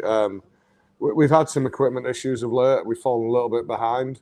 And they've really smashed it in the last week to kind of get us back on track. So Like Wayne says, they've done the amount of packaging that we'd usually expect in 5 days and 4. So well done to Glenn and the team. Yeah, hopefully he's having a can or 2 at home. Well, maybe not when he's babysitting, but his son's old enough now, isn't he? He'll be fine. He'll be drinking one with us. His son's about 14. Yeah, exactly. He'll be drinking one with us. I think he can. Yeah, I might have. The way I called it Daddy Daycare, I might have given the impression he was a little bit younger than that. But yeah. Anyway, should we talk more about the beer? Back to the beer itself. I think. Has anyone, hopefully people at home in the audience, has any of the actual audience tonight tasted original Snake Farm and also tasted this one tonight? So very few actually. So Snake Farm is obviously a rarity. We didn't do that much of it, but it was a nice beer. But I think this beer is just much more better balanced. It's you can taste there's a very, very subtle jalapeno taste, heat. It's not hot beer. I've got quite a hot palate, but it's not a hot beer. It's just nice, mild in the background. It's warming, but it's not too much. And I think that works really, really well with the bitter, piney West Coast taste. Yeah, I mean, it depends on your palate. I mean, I really liked last year's. And last year's, I think you got more heat and less of the actual flavour of the jalapenos coming through. This year, I think it's a brilliant translation of the flavour of a jalapeno. I think you're really getting that. But I think it is lacking a bit of the heat. I would like there to be a little bit more kick to that. I think this is a jalapeno popper IPA. So, those like cream cheese ones where you take a jalapeno and you make it accessible and really make something that's nice and hot but tasty. Yeah, Lidl do some good ones in the freezer van. But yeah, I really like this beer. You used to complain because I got him a pint of it. 2 pints at the start of the second session. No, because I think you got him a pint and then he said to me, dealer's choice, get me what you want. So then I got him a pint of it. Why wouldn't you? So yeah, I had to drink my City of Angels while you had your jalapeno IPA. But to be fair, I would have happily swapped if I'd have known it tasted that nice at the time. It was early, but yeah, it was good though. So yeah, great beer. Really pleased with what the guys have done here. But give me, what is it? Chinook? Yeah, I think we need to. Chinook. I think we need to give Jack, our brewer here at Walmgate, a nod here as well, because this is not just a Glen beer. So Jack has come up with the West Coast beer that sits behind all of that jalapeno, and it's not just a stand-up. Well, it is a stand-up West Coast, but it's not a straightforward West Coast. It's Chinook, Columbus, and Strata. And Strata isn't the kind of hop you would ordinarily put in a West Coast, but as well as it doing that kind of tropical thing, it can also do that kind of grassy, resiny thing, which works well in the West Coast. As I think this proves. So I think behind that jalapeno, you've got a really good West Coast that Jack's made. So someone in the audience actually got to taste the West Coast in tank. So Hannah does our brewery tours as well as a full-time job at Perfect Draft. What was Perfect Draft? Yes. Does our brewery tours on the weekends, and Jack gave Hannah a taste. So not to put you on the spot, but finished beer, better or worse? It's not as, because I don't like spicy heat, and I was concerned that it was going to be like intense. But it's not. It's really subtle. It's not spicy. It's more of like a hint of jalapeno, yeah. Than kind of like the full on, like the Ragnarok Star. Yeah. That's just like full on spice. But this is really subtle. I could probably drink this quite happily. Yeah. So for the benefit of people on camera who might not have picked up the audio on that, the comparison was made to Ragnarok Star, which is the mango, pineapple, Carolina Reaper sour that we made a little while ago, where you definitely knew where the chili was. Yeah, exactly. So this isn't that kind of thing. This is more subtle. This is more about the flavour and the heat. But for me, as I've already said, a little bit more heat would have been welcome. So yeah, sometimes when we do a batch of beer, we have to balance up what's commercially sensible and what's passion sensible. Hence why we keep knocking Lee back with his red IPA ideas. But yeah, we with the Brewmaster series, we want to kind of take the cuffs off a little bit, let the brewers do what they really want to do without trying to put too much restriction on them. So yes, there is a little bit element of price. We don't want to go too expensive with the ingredients because it'll then make the end beer too expensive. if you're a subscriber, you get that beer for free anyway, so that doesn't matter for you guys. Good plug. Good plug. If you're not a subscriber, then we don't want to make a ridiculous expensive beer that we can't sell, but we do want to do something that's really cool and out there. So yeah, trying to get the balance right is sometimes a little bit difficult. Yeah. But this is exactly what the Brewmaster series exists for, to be able to do these things that are a little bit out there. And that was the other thing, because I've been for 9 years saying, "Oh, be sensible with the ABV, be sensible with the ingredients. We need to sell it because we're brewing 50 hectolitres of 5,000 litre batches of beer, and then when we brew it here for small one-offs, I kind of blew the mold, and I was like, just do what you want, guys." I said to Lee, like, just let them free, let them get free, let them being the brewers. Well, it's predominantly Jack here, but Jack is taking input from Davide, our new head brewer. And is also taking input from the broader team. Next thing up out of here is what should have been the original beer to launch the series, which is the Carrot Cake Stout. Yeah, the carrots finally arrived, so we can now make that beer. So that's the fourth one. Davide, I know, is going to make a barley wine for us. Barrel-aged barley wine. Yeah, we've never done one of those before. Part of his pedigree is he was at Lervig, and one of the greatest things that has ever come out of Lervig is a barley wine called Paradox. So I'm hoping he's got the recipe committed to memory, and we're going to get something a little bit like that. So Carrot Cake was a beer recipe, everything else before I said take the shackles off. So it's a really cool out there beer, but sessionable strength. So I think if I'd have given those instructions, you might have had a 9% carrot cake beer, but you got a sensible strength carrot cake beer. So apologies about that. I should have taken the shackles off a bit sooner. But I mean, how relaxed are you going to be? Can I start making stupid stuff like black sours again? Well, take the sour black. The sour black. Yeah, no, let's not do that again. Because I had a follow-up name lined up for that as well. What was it? I need to try and think what that was. Well, the one that always gets me is Juice Forsyth is the accessible version of Ex-Parrot. Ex-Parrot was an amazing beer we brewed many years ago, 6.5% tropical fruit IPA, but it was full. It was so full of fruit. It was so expensive to make.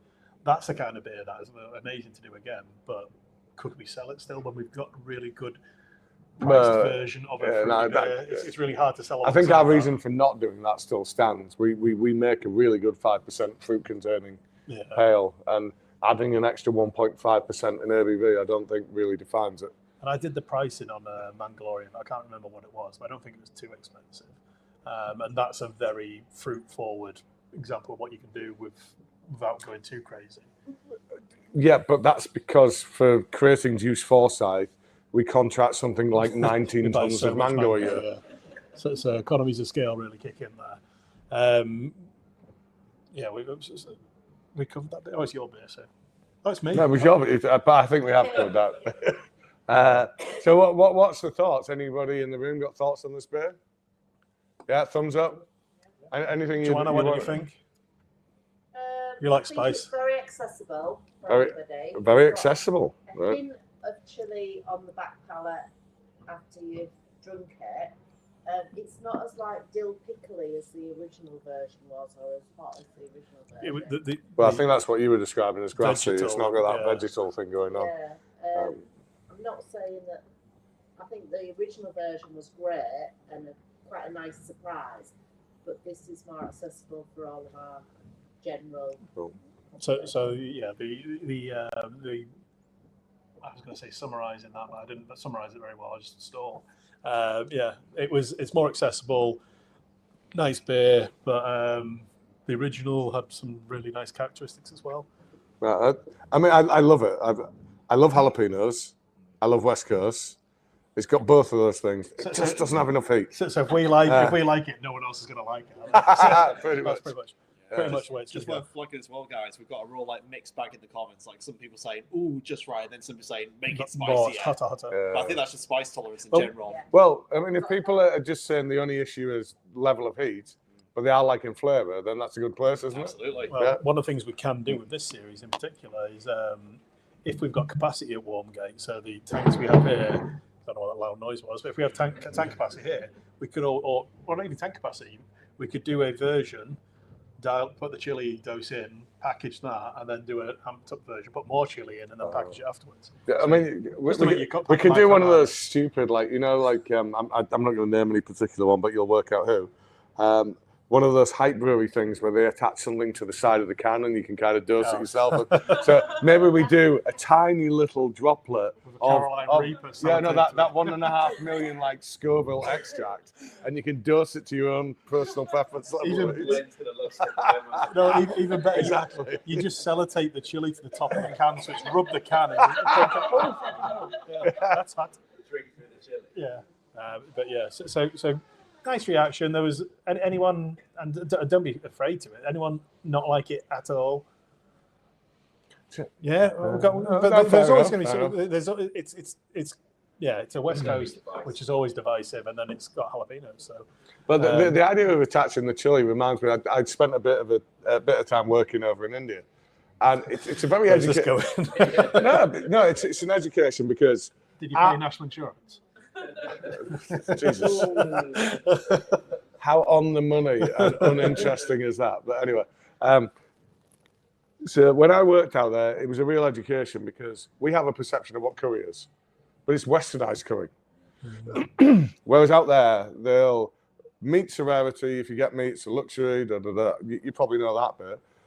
But a meat or a vegetable comes with a gravy, and that gravy might not necessarily be that spicy because they serve you a side dish of chilies.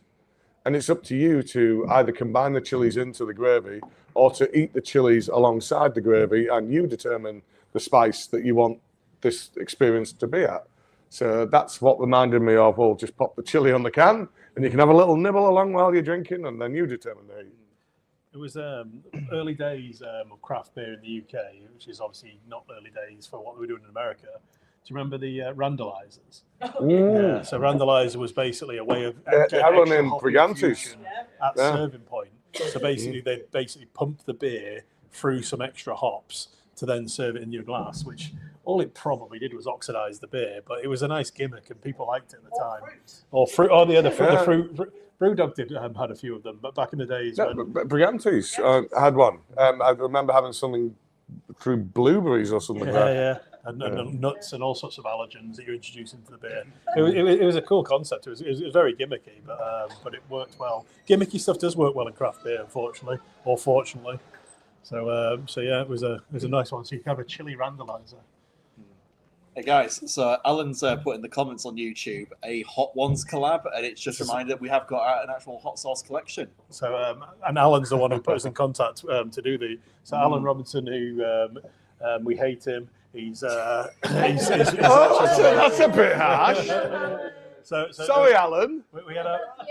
We had our brewery feedback meeting yesterday or the day before, and one of the awesome points was Alan works for Budvar UK, and they sent us some cases of beer for our staff room, which included not only original Budvar, which is an amazing beer, Bud Lime, which is amazing. Bud Lime, and it was a bit of a play on what Budweiser did as a lime beer, but it's an alcohol-free Radler. What do you call it? It's lager. No, it's just a lager and lime done at 0.3%. I think it was. And Alan sent me a sample of it months ago, and I tried it, but I'd kind of forgotten about it. But everyone loved it. It was so good, refreshing. When you're in the middle of a beer festival and all you're doing is drinking big strength beers, it was just such a nice. So on the Friday, because I have a reputation for destroying myself on the first night, I thought I'll start on a couple of them, and it worked to a point. Yeah, until he stopped drinking them and he jumped onto the Emperor's beer.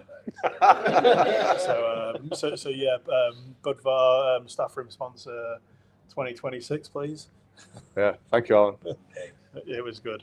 But yeah, on the hot sauce, so Alan also introduces to our contact at. Don't ask me. I've not on the company. Oh, no. I can't remember the name of the company. It's whoever Thornbridge used for their hot sauces. Oh, he's trying to see if the little sip of beer is going to jog his memory. Put me on the spot now. I can't remember. Use's not. Right, Alan, can you message Pete and tell us the name of the hot sauce company, please? He's right on point. He says it's the Smoky Carter. Thank you. Right. So, you caught me after a few beers. I forgot. But no, my go-to breakfast sauce now is the Juice Forsyth hot sauce on my bacon butty. For breakfast? Because it's fruity. It's fruity. It's got a bit of heat, but not too much. It's You really, animals. really good. The Coney one is the buffalo wing one, which is the one that I probably wouldn't have at breakfast, but I have on anything else. But yeah, our hot sauces are pretty good. So yeah, if we want to do a hot beer, then we need to get Smoky Carter involved. Why don't we just try to redose our own sauces into a beer? That seems like a complete no-brainer. Well, yeah, could do. So how about beer? What beers? Paul? Yeah. Paul, have you lost count? I was more looking at you've got like a whole pint there. I was like, what's that? That's what am I my behind on? There's Chaser pint. That's my Chaser pint, which I've not needed yet. So why don't you give us an update on what's been happening in the brewery? Okay, yeah, good point. Can I move that glass so I can actually see the notes? So yeah, hell of a lot going on. Probably not quite as busy as we've been with the bars, where we've taken on a hell of a lot in a short period of time. That's why the brewery's getting busier now. Because that is why, because we have to fulfill not only an escalating demand generally, but also an increased demand to supply 2 very successful new bars. So we have appointed a new head brewer. We had hoped to bring him here and introduce you to him, or him to you rather. But he's in the Ukraine at the minute. He's part of a humanitarian group, and he's out there doing some great work. He's actually doing a couple of collabs for us while he's out there, working with Vavar, which is a very well-known Ukrainian brewery, and another one which I must confess I have forgotten the name of. So he's doing. Do it, don't worry. Yeah, I know. You just proved that. So he's doing 2 collabs with Ukrainian breweries while he's out there. What's that new head brewer called? Have I not mentioned that? No. It's called Davide. He's Italian, so it's Dave to me. do you know? I call him Davide, and he tells me I do a reasonable job of pronouncing his name. But when I hear him introduce himself to anyone else, he just calls himself David. I think he's just decided it's simpler.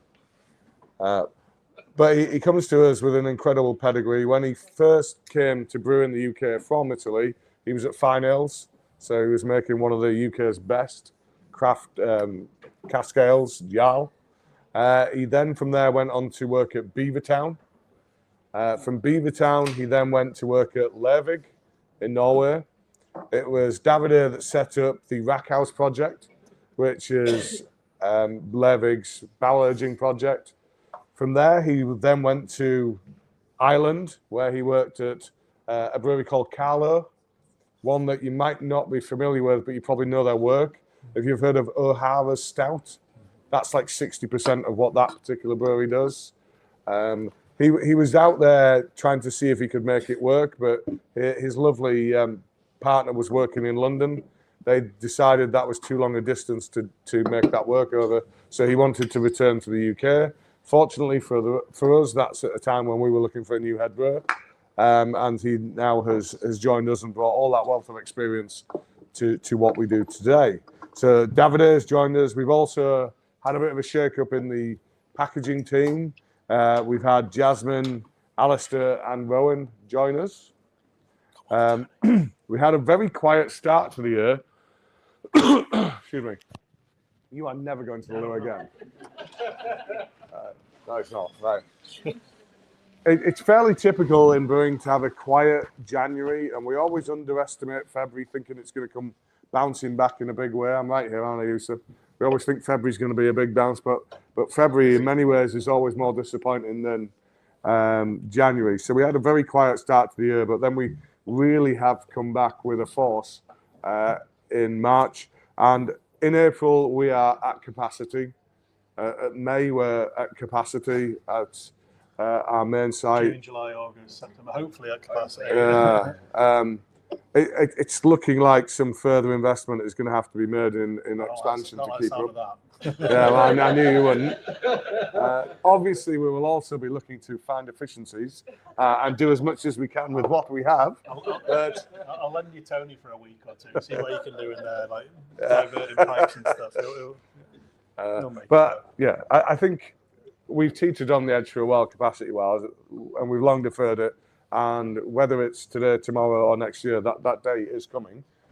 But one of the good things is that a lot of the volume now are coming from the same brands, which is what we've been longing for a while, because we have 2 massive external tanks, and we've only ever been really able to use them for Juice 4, Sci 4 lager.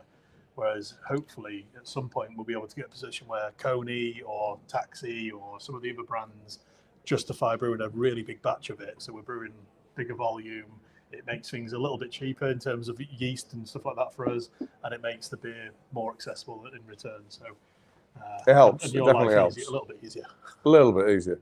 But on top of us kind of hitting a spike in demand, which is equivalent to the maximum amount we've ever produced before, we've had incredible equipment challenges. So we have an automated cleaning system.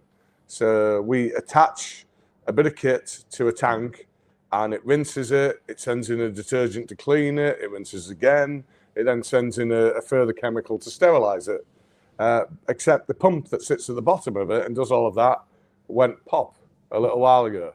So we then had to find a manual way around of doing that. So we then used this other mobile pump that we had to do it. But because that mobile pump was of less of a kind of spec than the big one that was doing it originally, it after a little while went pop as well. So the big pump that went pop first off, how much is that pump worth? £5,000. So and this is 4 and a bit years into using it. So there's big challenges there, because brand new brew house, brand new equipment, and unfortunately some of the essential maintenance stuff that should have been happening, not by us, because the stuff happens by us, we always do obviously, by third parties, hadn't happened. So we pushed the kit to its limit, and unfortunately now it's starting to push back. And it's of an age. If you buy all of it new at the exact same point, it's not then that surprising when all the moving parts start to fail around about the same point. Thank you. So that's kind of where we found ourselves. So we then got to a point of the only working pump we had to move stuff around with was the one that we use for our centrifuge. And our centrifuge is our high-speed separator, where the beer that we're about to package, we send all of the beer through that, and it spins out all the shit we don't want to be in the beer to clarify it. Not real shit. No, not real shit. All the yeast, protein stuff, to make clear beer like this beautiful thing here, without having to put in it like something like isinglass. You send it through this incredibly expensive bit of kit that spins it at 8,000 revolutions a minute. And all of the like higher molecular weight stuff goes to the side and falls out, and all of the lower molecular weight, the beer, goes through the middle, and that's how you clarify it. And that had a pump. So we then ended up having to use that pump to clean the vessels. But if it's cleaning a vessel, it can't be then moving a beer from fermenting stage onto packaging stage. So the team, hats off to them, have shown incredible resilience to persevere through this period, because it has not been fun. To do all of that when you are at the absolute peak or pinnacle of what you're able to do, but still get it all done, is quite impressive, really. So that's been fun. What about, tell them about Canny Dryer? Canny Dryer. Not when I went to the Mitra and met Danny I Dyer. just got his. Oh my God, we're definitely calling it that now. So in the past, it's not been a major problem, but we've had occasional issues of the cans not being quite as dry as we would like them to be before we package them.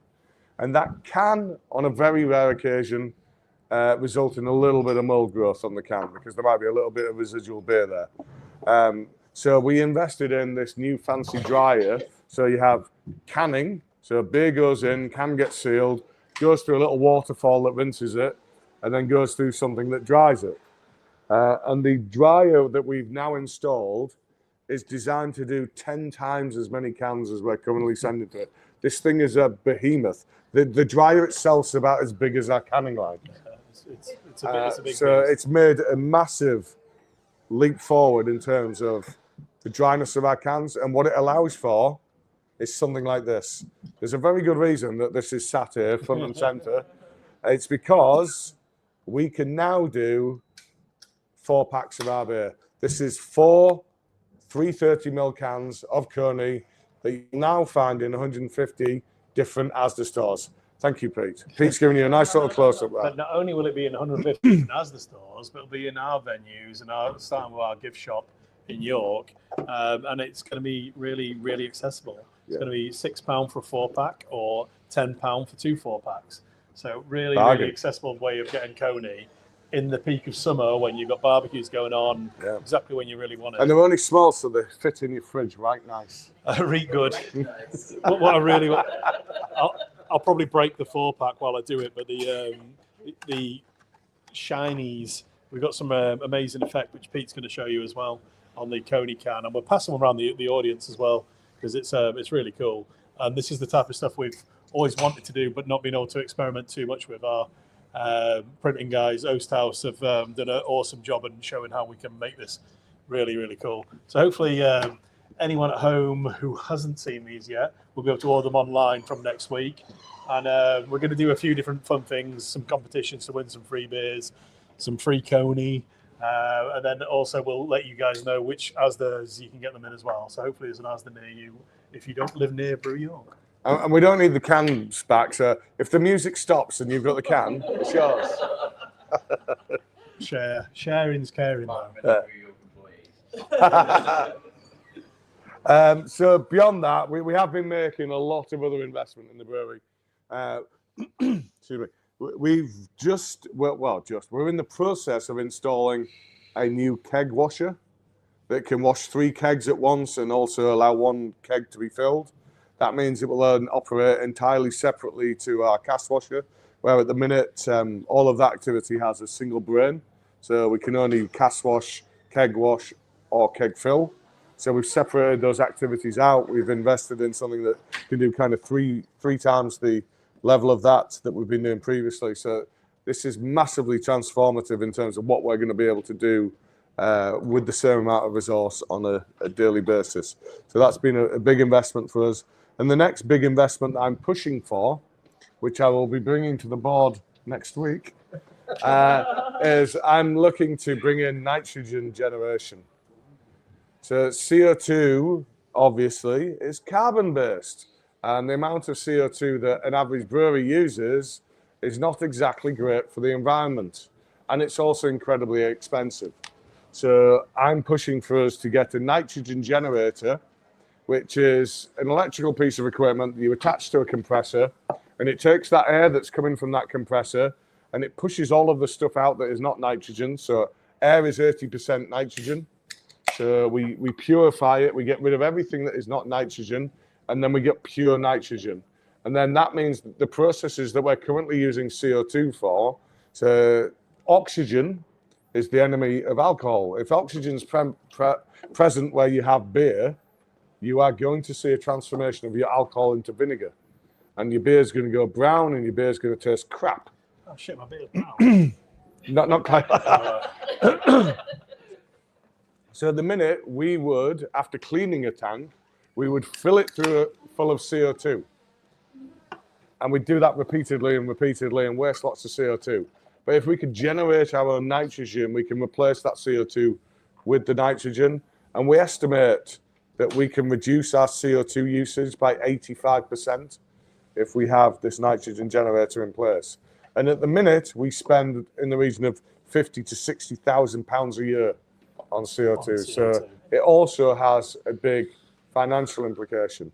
And this project, just getting the pitch in now, should be about £45,000. So but in a year, I will save us about £35,000, and then onwards and onwards. So if you've been to our tap room in Walmgate, all of a sudden, every now and then, the big noise kicks in, and you're like, what the hell is that? So we actually have a nitrogen generator here, and it's not for brewing anymore. We can and we will use it for brewing here.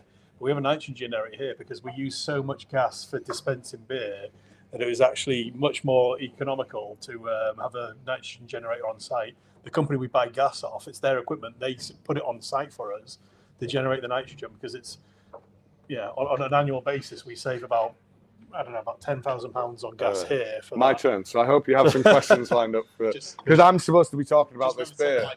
Oh, good. Yeah, thank you. Thank you. Yeah, we don't want a naked gun moment, do we? So I tell you what. While he's off for a poo, we'll talk a little bit about this beer, and then we can do some questions when he gets back. So the beer itself, as you all know, is Obi-Wan Kenobi. So can you guess what that pun is? So Obi-Wan Kenobi we brought out a few years ago, like the Mandalorian. So the beer itself is a cannoli stout. So it's a milk stout, so lactose warning this time. So milk stout is brewed like a normal stout, but we put lactose, so milk sugar, into the kettle with a boil. We get a little bit of more full body and creaminess with the beer.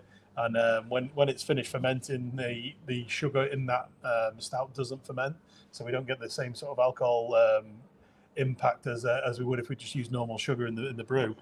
The beer this year I haven't tasted, like I hadn't with the Mandalorian, so I'm intrigued. Joanna, orange or not? Is there any orange? Oh my God, you won't let me have orange. Somebody else is going to have to make me orange. So chocolate and nut. It's got kind of a marzipan hazelnut finish. Hazelnut marzipan finish.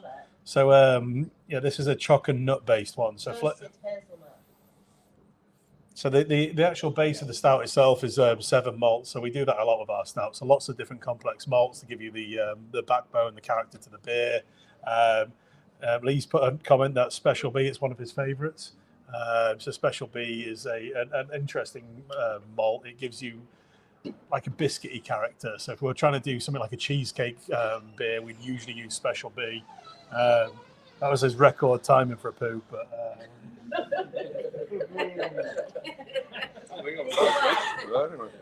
So in addition, we've got lactose. I've talked through it. So we're up to which different malts? So I said 7 malts. The Special B is your favourite. And why is it my favourite? Because it makes your poos quicker. Biscuit. We like the cheesecakey base. What does the B stand for? Biscuit. No. Special B is Special Belgian. It's a it's a Belgian produced malt. It's a proprietary process whereby they do some form of caramelization and also malting, and they create a malt that has this very unique character that does have a little bit of biscuit, to be fair, but it's predominantly known for having this kind of raisiny kind of character to it. It's completely unique. There's no other malt that tastes like it, and in certain stouts, I just think it's the go-to thing. I just think it works really well. So if it's raisiny, why is there not more of fruitiness to it? Well, that would depend on how much you use, Joanna. Sometimes you want it to be prominent, sometimes you want it to be subtle. So what else is in there? So we got the malts. We talked a little bit about lactose being in there. What else is in there? I don't know how far you've got to. Are you on that line? Okay. So it has vanilla, chocolate emulsion, and hazelnut flavouring. So the chocolate emulsion, if you tuned into the very brief YouTube we did at the birthday party, you'll know that we also put this into I can't remember. Celestial Seed. Yeah. Celestial Seed. There's so many. The names. I wasn't asking you to come up with the answer. I was like, looking at you allowed me to remember the answer. So the 9 Realms and the free birthday beers, the concept is something we've all worked on, but the names of the specific beers is Pete and UBD, and they're obviously building on the Norse mythology, and we learn about them almost as you guys do. So we haven't learned them. Sorry. They're amazing names, by the way, Pete, but we just don't know them sometimes when we talk about them. Well, anyway, that particular beer, we used this chocolate emulsion in. So there's a lady that has a business near to us, which I think probably founded at a similar time, called York Cocoa Works, which is just off Clifford Street, the street where the Blue Boar is. And annoyingly, it was Brian from Northern Monk who realised that they were making chocolate emulsions before we did. And we did a collab with Northern Monk, which was a chocolate porter, on which you'll remember his name, the artist, one of the great artists that they work with, the guy who does the Leeds International posters, had done this beautiful kind of skyline scene of York with the Minster. And they'd used this chocolate emulsion in the beer, and we thought it was a fantastic beer. So I then had to approach Sophie to say, sorry, we probably should have come to you first before the Leeds-based brewery. Given we're the York one, any chance that we can get some of this chocolate emulsion and work with you? So we've now put it into 2 different beers. This is the second one here. And then hazelnut flavouring. So Davide, being Italian, you've probably already done this bit from the line at the top, but I wasn't present. Probably not. Each year we do a reinvention of this beer, as we do with the Mangalorean. So it's always cannoli inspired, but if anyone eats cannolis, you'll know they come in lots of different forms. You can get lemon ones, chocolate ones, cream ones. Yeah, it's almost infinite how many different flavors you can get of a cannoli. It's just basically a pastry thing with cream and other things in. So we handed it over to our Italian head brewer and said, well, what do you want to do with this? You probably know, and you should know more about cannolis than we do. And he said, I want to do a nut-based one. I want it to be nut and something. So he then got lots of different flavorings in. And when it comes to nuts, we only use flavorings. We don't want nuts in our brewery. We don't want to accidentally kill someone. So we opt not to use actual nuts. But nut flavorings can be kind of hit and miss. Some are good, some are bad. And I'd say there's a lot more bad ones out there than there are good ones. So Davide wanted us to get in a selection of them. He picked the one that he thought was the favorite, which was a toasted hazelnut flavoring. And that's what we've added to the coconut. There's no coconut in this. Chocolate emulsion, lactose, and vanilla. And Joanna, I can see your hand in the air. And it's almost entertaining me to just leave it there a little bit longer. Go on then, what's your question? What I'd like you to explain for the wider audience is, when you said chocolate emulsion, what do you mean by that? And does it have a shelf life? And how? Can you buy it and drink it? So, to make an emulsion means you take 2 compounds that don't ordinarily mix very well, and then you get something called an emulsifier that causes those 2 things to bind, so therefore they can exist in suspension together. So you have this thing, and you don't end up with sedimentation at the bottom. So if you took cacao nibs, you ground them up, and you mix them with water, which is essentially what you're trying to do with a chocolate emulsion, and you then left it even for a few minutes, you'd end up with loads of water at the top and all of your cacao stuff sat at the bottom. To create an emulsion is to use something like lecthin or what's the other one? I don't know. Something gum, xanthan gum. Xanthan gum would be another example. And you take those and you add that to it, and it binds all of it together, and then it stays in one. Like if you're having a chocolate milkshake, the reason the chocolate stays in there is because they've put something to bind it to the milk. Magic. Yeah, magic. Otherwise known as magic. So that's what it means to make an emulsion. But yeah, you're right, it does have a short shelf life. And it's made it interesting production-wise because it's 48 hours from the point of manufacture before we have to have it in the beer. So we've had to contact Sophie and say, we want this, but we won't be able to tell you until 2 days before when we need it. And she's a small producer, and we needed this at Easter, and she makes chocolate. So we're literally saying to her, the busiest point you are in the year, we need something that's going to be a hell of a lot of work, a lot more stuff than you would normally produce in a day, and I can only give you 2 days notice. But thankfully, she made it work. We made it work. We got it into the beer, and hopefully it works. Drew Millard, yeah. Drew Millard's the artist, thank you. So 2 questions from me. Why is the head retention 0, for one? And number 2, why does it smell of amaretto? So Almond, yeah, almond-like smell. Marzipan, yeah. So the lack of head retention is probably because the nut flavoring must have some sort of oil to it. So anything that minimal oil is going to kill head retention. And it doesn't take a lot of oil. For example, if you eat peanuts and then go and get a cask pint of beer and then drink it, you will instantly kill the head on your beer. That's all it takes, is that minimal amount of oil in it. And we know this because we've been across the bar when someone's returned a pint and gone, there's no head retention on my beer. It's like, I just sold you some peanuts, sir. Do you think it might be to do with them? And then why it tastes like almond, I think that's the flavouring thing. A lot of the nut flavours, they're very similar across the board. It's supposed to be on the aroma that most of the flavour comes through. But yeah, potentially. I personally, I think that small almond on the nose, so that it's the flavour guys we use. But I like amaretto. So well, I've noticed it with lots of different nut flavourings. We've used a lot over the years. Almond, whenever I've bought pistachio, I've always thought, well, where's this almond thing coming from? Now we have hazelnut and we've got this almond thing once again.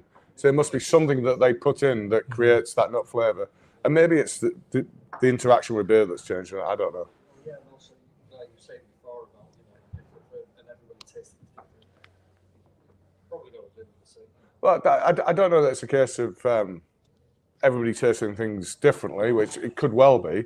But when you made that comment, I did notice a lot of other people in the room go, yes. So I think you're not the only one getting the almond thing. Mm-hmm. Yeah. So what have we got to come then next month? Oh, right. Because we're not going to do a YouTube session, unfortunately. We might do, but I don't. We'll see. Shall we alternate beers and then alternate events? And I'll do the first beer. Go So the beers that come in your next box will be Realms 3, which is the West Coast IPA that we're doing with Thornbridge, which is based on the Realm Midgard, but doesn't yet have a name. Probably has a name, but we just don't know it yet. Then we've got Duality version 3. So Duality is our dual hop series, Citra Strata, 4.6 session IPA. Pale. There's a pale. Just call it pale. And then we have something that we do our annual planning back in October-ish. And we work out a few things that we want to do in the year. And there's one thing I've really been looking forward to, and it comes in the next month. And it is a strawberry, basil, and pepper sour. I think it's either going to be really, really good, or we're going to fuck it up massively. We'll try. And there's the first F-bomb of the night. We did take a while. Sour. Yeah. It's a sour dressing. Yeah, exactly. and then we've got the return. You do know that it's an anniversary of an amazing film, and we've got a beer coming back. Hey, you guys! We've got a beer coming back. We've got a beer coming back. It's called HYG. If you didn't know, 40th anniversary of the film that cannot be named. So we've tweaked the recipe. We've made it more accessible, only in price point because we've kept it at 8.5%. To keep the duty down, but the beer will taste exactly like the 10% version because we will make sure it does. And then a beer that I'm really excited about, which we toyed with making this part of the Brewmaster series because this was like Wayne was saying about taking the shackles off and just doing what you want and to be hell with it. So it's been produced here, and we had the guys from one of the UK's top craft beer bars, Dead Crafty, over in Liverpool, came and joined us. And we've made what they wanted to make. Vic from Dead Crafty really likes cinnamon. She really likes coconut. And she really likes big stouts. So we're like, well, that one writes itself. We are going to make a 12% cinnamon and coconut imperial milk stout. That is going to be quite something. I know you're kind of getting a little bit scared by the prices, but it's small volume. It will sell. It's going to be nice, though. It's going to be nice. Cinnamon. There should be Melissa said off camera, lots of cinnamon, hopefully. I walked in the day the day that they brewed it, and I was like, wow. They just put it in the kettle, and I was like, yep, that's going to be plenty of cinnamon. So events-wise, we are now pretty much in peak event season. So our birthday is usually the kickoff. It starts of all the events. So birthday's done. So 16th, 17th of May, Manchester Craft Beer Festival. So we haven't been there for a few years. This is one of the We Are Beer series. It's a really cool event. We've got a big pitch there. We're going to have 8 different beers. And who from our team will you see there? Yusuf, Tyler, Christy, and Kimmy. So, nice. I remembered all of them. And also that same weekend, we're at Chester Beer Heroes, which I think we've done for the last, it must be 5-6 years now we've been doing that So one. what I want to know is who's Waters taken with him? Because Waters is going to do Chester. It's his favourite. I do remember that year that I was in Italy in amazing weather and Waters was pissing down rain in Chester. But Barely sheltered as well. yeah, wasn't it? that was just a look at the draw. I could have drawn Chester and he could have drawn Italy, but that's the way it works. Oh yeah, of course. Is Joanna going? And you've been the boss. You go to Chester. On that. Yusuf pointed at you to suggest that you were I going. want to go to Manchester. Chester's better. You like Chester. It's the same, but without MAN. No men. There's no men in Chester. That's why she wants to go to. Right, and then after Chester, No, Ferriby. oh, good, easy for you to say. On the way to go. And that's when, 24th of May. right? And then one of the UK's bigger craft beer events is the Liverpool Craft Beer Expo, which is going to be the 29th to the 31st of May. So you will find us there. Surely that's not as big as the 6th to 7th of June, which is Poppleton Festival. Well, I mean, and then again, surely that's not as big as the 7th of June. So the same weekend when we're going to be at the Derwentthorpe Festival, which is the one that takes place on your housing estate. Exactly. So right next to Hanley Tap, where I live. It's the best festival in the world. So I don't think they're actually publicising it too much because they want a low-key festival this year. But 7th of June, Brew York is doing the... Who wants a low-key festival? What's the point in that? It's a picnic with a massive brewery bar set up. Yeah, massive bars. Then after that, we will be having a bar at the Motorist Beer Festival, 13th to the 15th of June. So this is a really cool. How do you describe it? It's a like a service station. Yeah, if you're a motoring enthusiast, anything and everything that you can ever think of relating to that, you will find in this one place, as well as a cafe and a bar and a campsite. Exactly, the cafe, bar, campsite. So it's a big festival with a campsite and everyone who supplies them supplying the beers. So big festival, it should be good. And then after that, we've got Nottingham Craft Beer Festival, which is always a really good one. 20th to 21st of June. It's pretty much going to be the same place, which is next to Neon Raptor's tap room. I can't remember what that market's called now. Easy for you to say. Snetterton, is that what you said? Yes. It begins with S and it ends with N, and it might be kind of long. Okay. Right. But okay. really, really cool festival, and we've been doing some stuff behind the scenes with Damien from Emperors to have some cool beers there. And then what's coming up in July? And then July is one of the biggest things on the calendar. 18th to the 19th is London Craft Beer Festival. I don't get to too many events these days, but I do make a point of getting to that one. Yeah.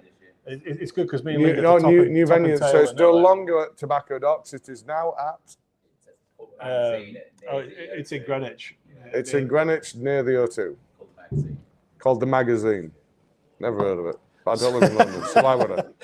So yeah, that's lots and lots of stuff that we know about right now. There's going to be even more coming up that we haven't told you about, and there's going to be more that you guys want to know what we haven't told you about either. So fire some at us. Yeah, well, we did ask the audience earlier to send through their Star Wars punny. Oh yeah, go on. What for you? And the audience came back in their flocks. We've actually narrowed it down to 17 of my favourite. What I'm thinking is 17. Well, right. there was far more. Pause 1 second. Right, audience participation. I want to hear some noise. The more noise we hear, the more you like it, and therefore we might use it. So let me know what you think for these ideas. Right, go on. Based on the sheer amount that we've got to go through here, this is going to have to be quick fire. Go on then. So, right, starting from the very top. So from Captain VFC, we have the Brew York Flantina Band. Oh, that felt really flat. Wow. Oh no. Right. Emma Thomas says Jalapeno Binks. Oh, kind of good. Kind of good. Don't mind a that little one. bit of traction there. Okay. Wookie Wheat. What? Wookie Wheat. There's a joke in there somewhere, but it's gone. I thought that was like a crap Will Smith book. Right. Then we've got from Sam Drinks Beer Reviews, Brewbacker. Oh, that's good. I kind of like that one, actually. that is good. Someone write that one down. There we go. Congratulations, Sam. You've just reached the top of the ball. Next, we got from Adam Davison, Hop Solar. Yeah, not bad. Daniel Sawyer says, a little bit niche, but given the amazing series, and there are a lot of spin-off series from Star Wars these days on Disney+, how about Cassius Andor? Cassis Andor, there we go. To be fair, I mean, that Andor's is one of the niche. best series they've done recently, but that's a real... That's incredibly niche. Is that too niche? Well, there we go. Good effort, Daniel. Adam Davison says, Imperial IPA. That almost sounds like Emperor's kind of territory right there. Okay. Yeah. Okay.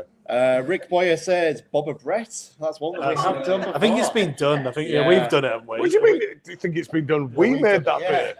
We've already done that one. We have done that one. Rick is clearly a big We did a Bretted Curzon and we called it Boba Brett. Yeah.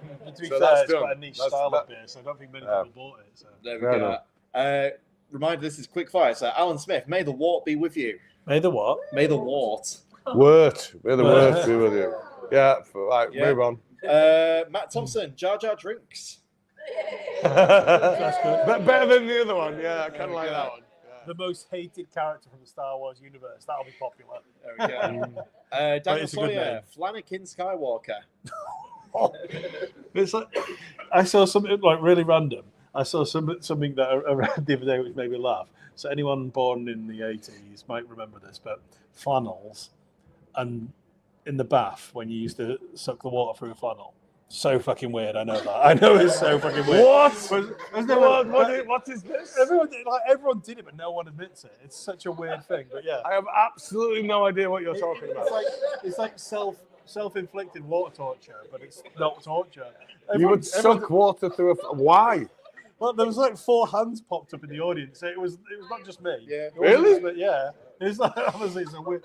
So when you said the flan thing, I was like, yeah. Oh, you're all fucking weirdos.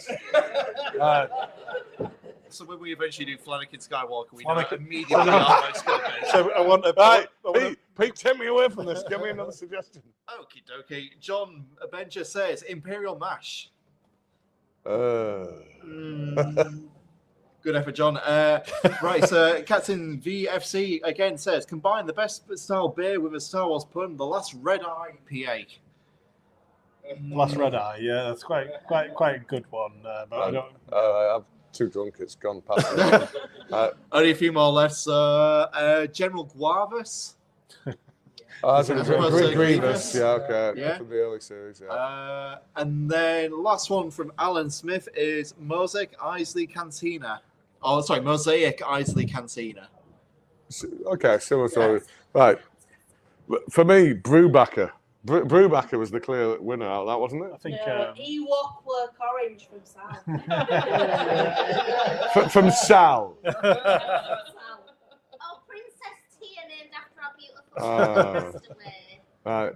So, Joanna, a lovely, dedicated sales admin, Joanna, has an obsession with chocolate orange. And in much the same way as Glenn battered us down to try and make a jalapeno IPA, we are getting the same from Joanna. Every time we talk about new beer styles, chocolate orange this, chocolate orange that. Yeah, well, keep trying, darling. So Brewmaster Hey, what you 00. did was amazing. Brewmaster 005. Six. So what were the ones we really took to? I really liked the Brewbacker one. I think there was another one that we really liked. Jabba the Hop. Maybe, yeah. I've got to say though, Mandalorian is a really good name. Obi-Wan Kenobi, really good name. You're not really beating that with the standard, unfortunately, at the moment. I don't think Brewbacker's up there. Anyway, have we got any final questions before we wrap up? We've not had that many questions. Nothing from about the room. Star Wars. Let's go for the in the room Anything. normal questions. We've not had that many questions from in the room. Anybody? Come on. Melissa, go on the spot. Nothing off limits. Yeah. Come on, we've got one at the back. You mentioned Red IPA. Are there any other beer styles you would love to make, but your sales team just tells you you're not allowed? Black IPA, So red IPA. we need to reiterate the question first. So we've been asked off camera that we have mentioned a red IPA. Are there any other styles which we'd really like to make, but the sales guys tell us no? So basically anything like that. Anything that is not pale, that includes a lot of malt and a lot of hops. So black IPAs, red IPAs, Sour black IPA. amber IPA. Oh, well, sour IPAs. I mean, actually, a while ago, I really wanted to make a sour IPA. I thought I had the sign off to do it, and then you all backed out on me at the last minute and said I wasn't allowed to do it. And it would be all too easy for me to go, well, I own this company, so I'll make it out of it. But that wouldn't really work because then they just wouldn't sell it to prove a point to me. But the other one isn't necessarily saisons. So styles like that where we're just not known for that, and we don't drink them, so we don't particularly like that style. So. Well, I think the question was the things that we want to make that we're not allowed to make. Would you want to make a saison? It's more that when our brewers say, "Oh, I really want to make this," and we're just like, no, "You might want to, no. but we don't want to." So, soy sauce. I mean, one of my absolute favourites, which we do get to do occasionally, is a hopped brown ale. So we used to have a beer in our original range called Kiwi, and then we've got the ability to do occasionally like an American hopped brown ale. We've got one that we're just doing for Beer 52 at the minute. I love that style. I think taking that kind of malt base that you'd have to the back of a bitter and then layering on top of that a decent amount of hops and a good amount of bitterness, I think that's a beautiful combination. But for some reason in this country, we have developed an aversion to anything that's not completely pale. So it's really interesting. Can't do red. Challenge. Sorry. Yeah, come on. So when we were here, exclusively here in our 10-barrel brewery, and no matter how many tanks we had, that was our focus, then we could do what we said we would always do, which is brew the beers that we want to drink. So that's what we set out to do. We want to make beers that we want to drink.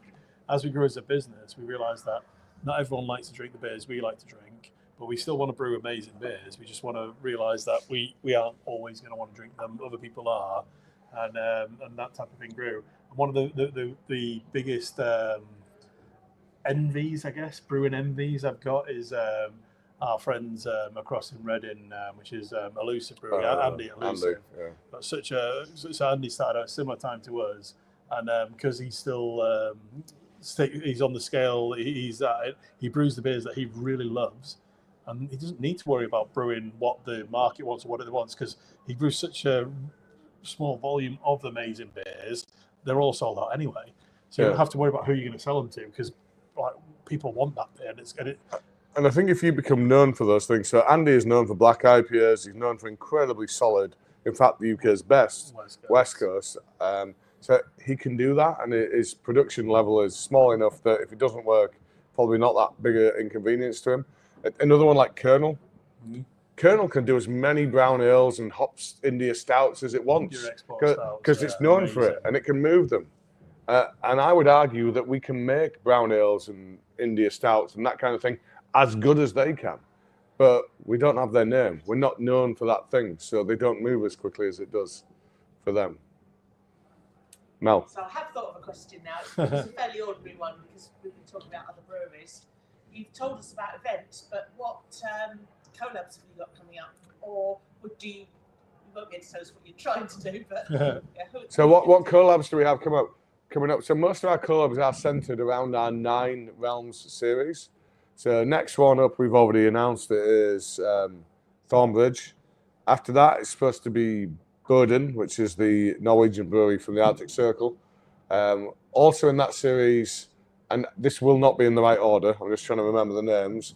We have Vault City, where we're going to do, and this is where I am going to do something that doesn't normally sell and I'm not permitted to do. We're doing a sour IPA, but it'll be a fruited one to fit with what Vault City do. Well, that's some of the fun away collabs that at a smaller scale that we haven't really talked too much about. So when we talked about earlier, my favourite cask beer in the region is Chinook. Oh, Chinook, yeah. So I've become reasonably good friends with Joe, one of the guys, one of the sons of the Goose Eye Brewery. So we're going to be working with Goose Eye. So I'm going to go over there and make a beer with them. And later in the year, Goose Eye Chinook is my when I go when me and Sal go on holiday. If I spot that on cask, it's my go-to. I love it. One of the ones that we festival that we haven't got as far as talking about is we're doing a Northallerton beer festival. So Northallerton's where I grew up, and Bayonet Brewery have organised the festival, and we've promised them a couple of times we're going to do a collaboration with them. So yeah, it'd be good to get that wrapped up before the festival. We need to let them know that as well. But yeah, and a very small niche one, which I'm probably not even supposed to tell you about, is Paul at the Rook is doing 4 collabs ahead of the York Camera Beer Festival, and we've been invited to do one of those with them. So the Rook and Gaskell is a pub. If you just go through the Walmgate bar immediately on your right, really good pub, really good food, really good craft beer range. And he has a little 1-barrel brew kit at the back. And we're going to be going there and brewing something with him. He can only do cask, but other than that, he said to me, I have free range. I'm allowed to decide what we make on that he will be serving on his bar. And at the minute, I am leaning towards this kind of brown ale, kind of red IPA thing that I don't really get to make that much myself here. Yeah, you bastard.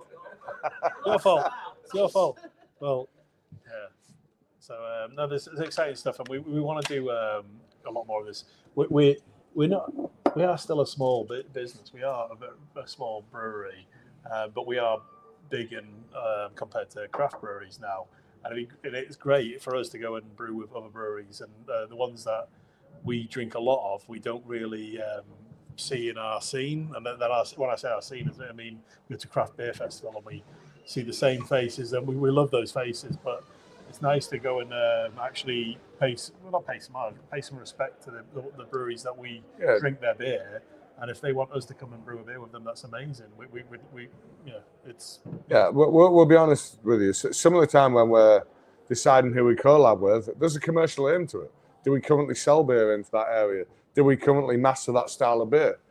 Do we need to learn from that brewery? So there's a reason to work with those breweries. But like Wayne's saying there, sometimes we just like those people. Want to go to and we like what they do, and we want to work with them. And that's kind of what the Goose Eye thing is. And that's what the Rook and Gaskell thing will be. So it's beyond 9 p.m. So you are more than welcome to leave the room. You're more than welcome to stay for a couple of questions. Well, you are always welcome to leave the room. You have not been held here hostage.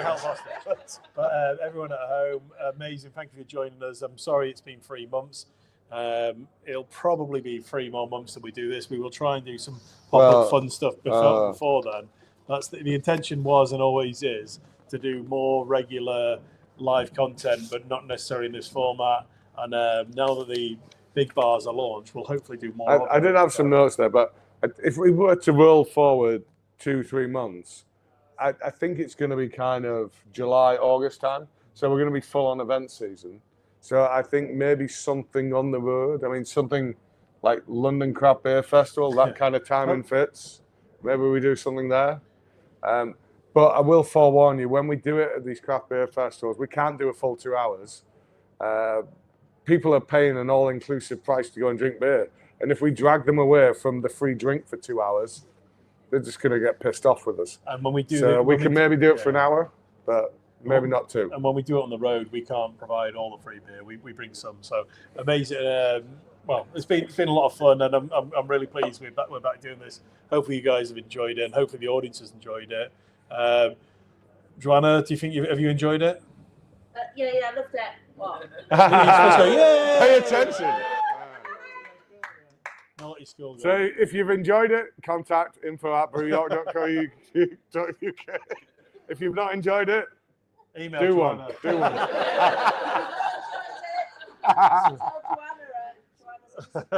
So thank you everyone for joining us. Thank you everyone at home. And, Thank you. Let's Good get night a beer all. and have a good night. Cheers.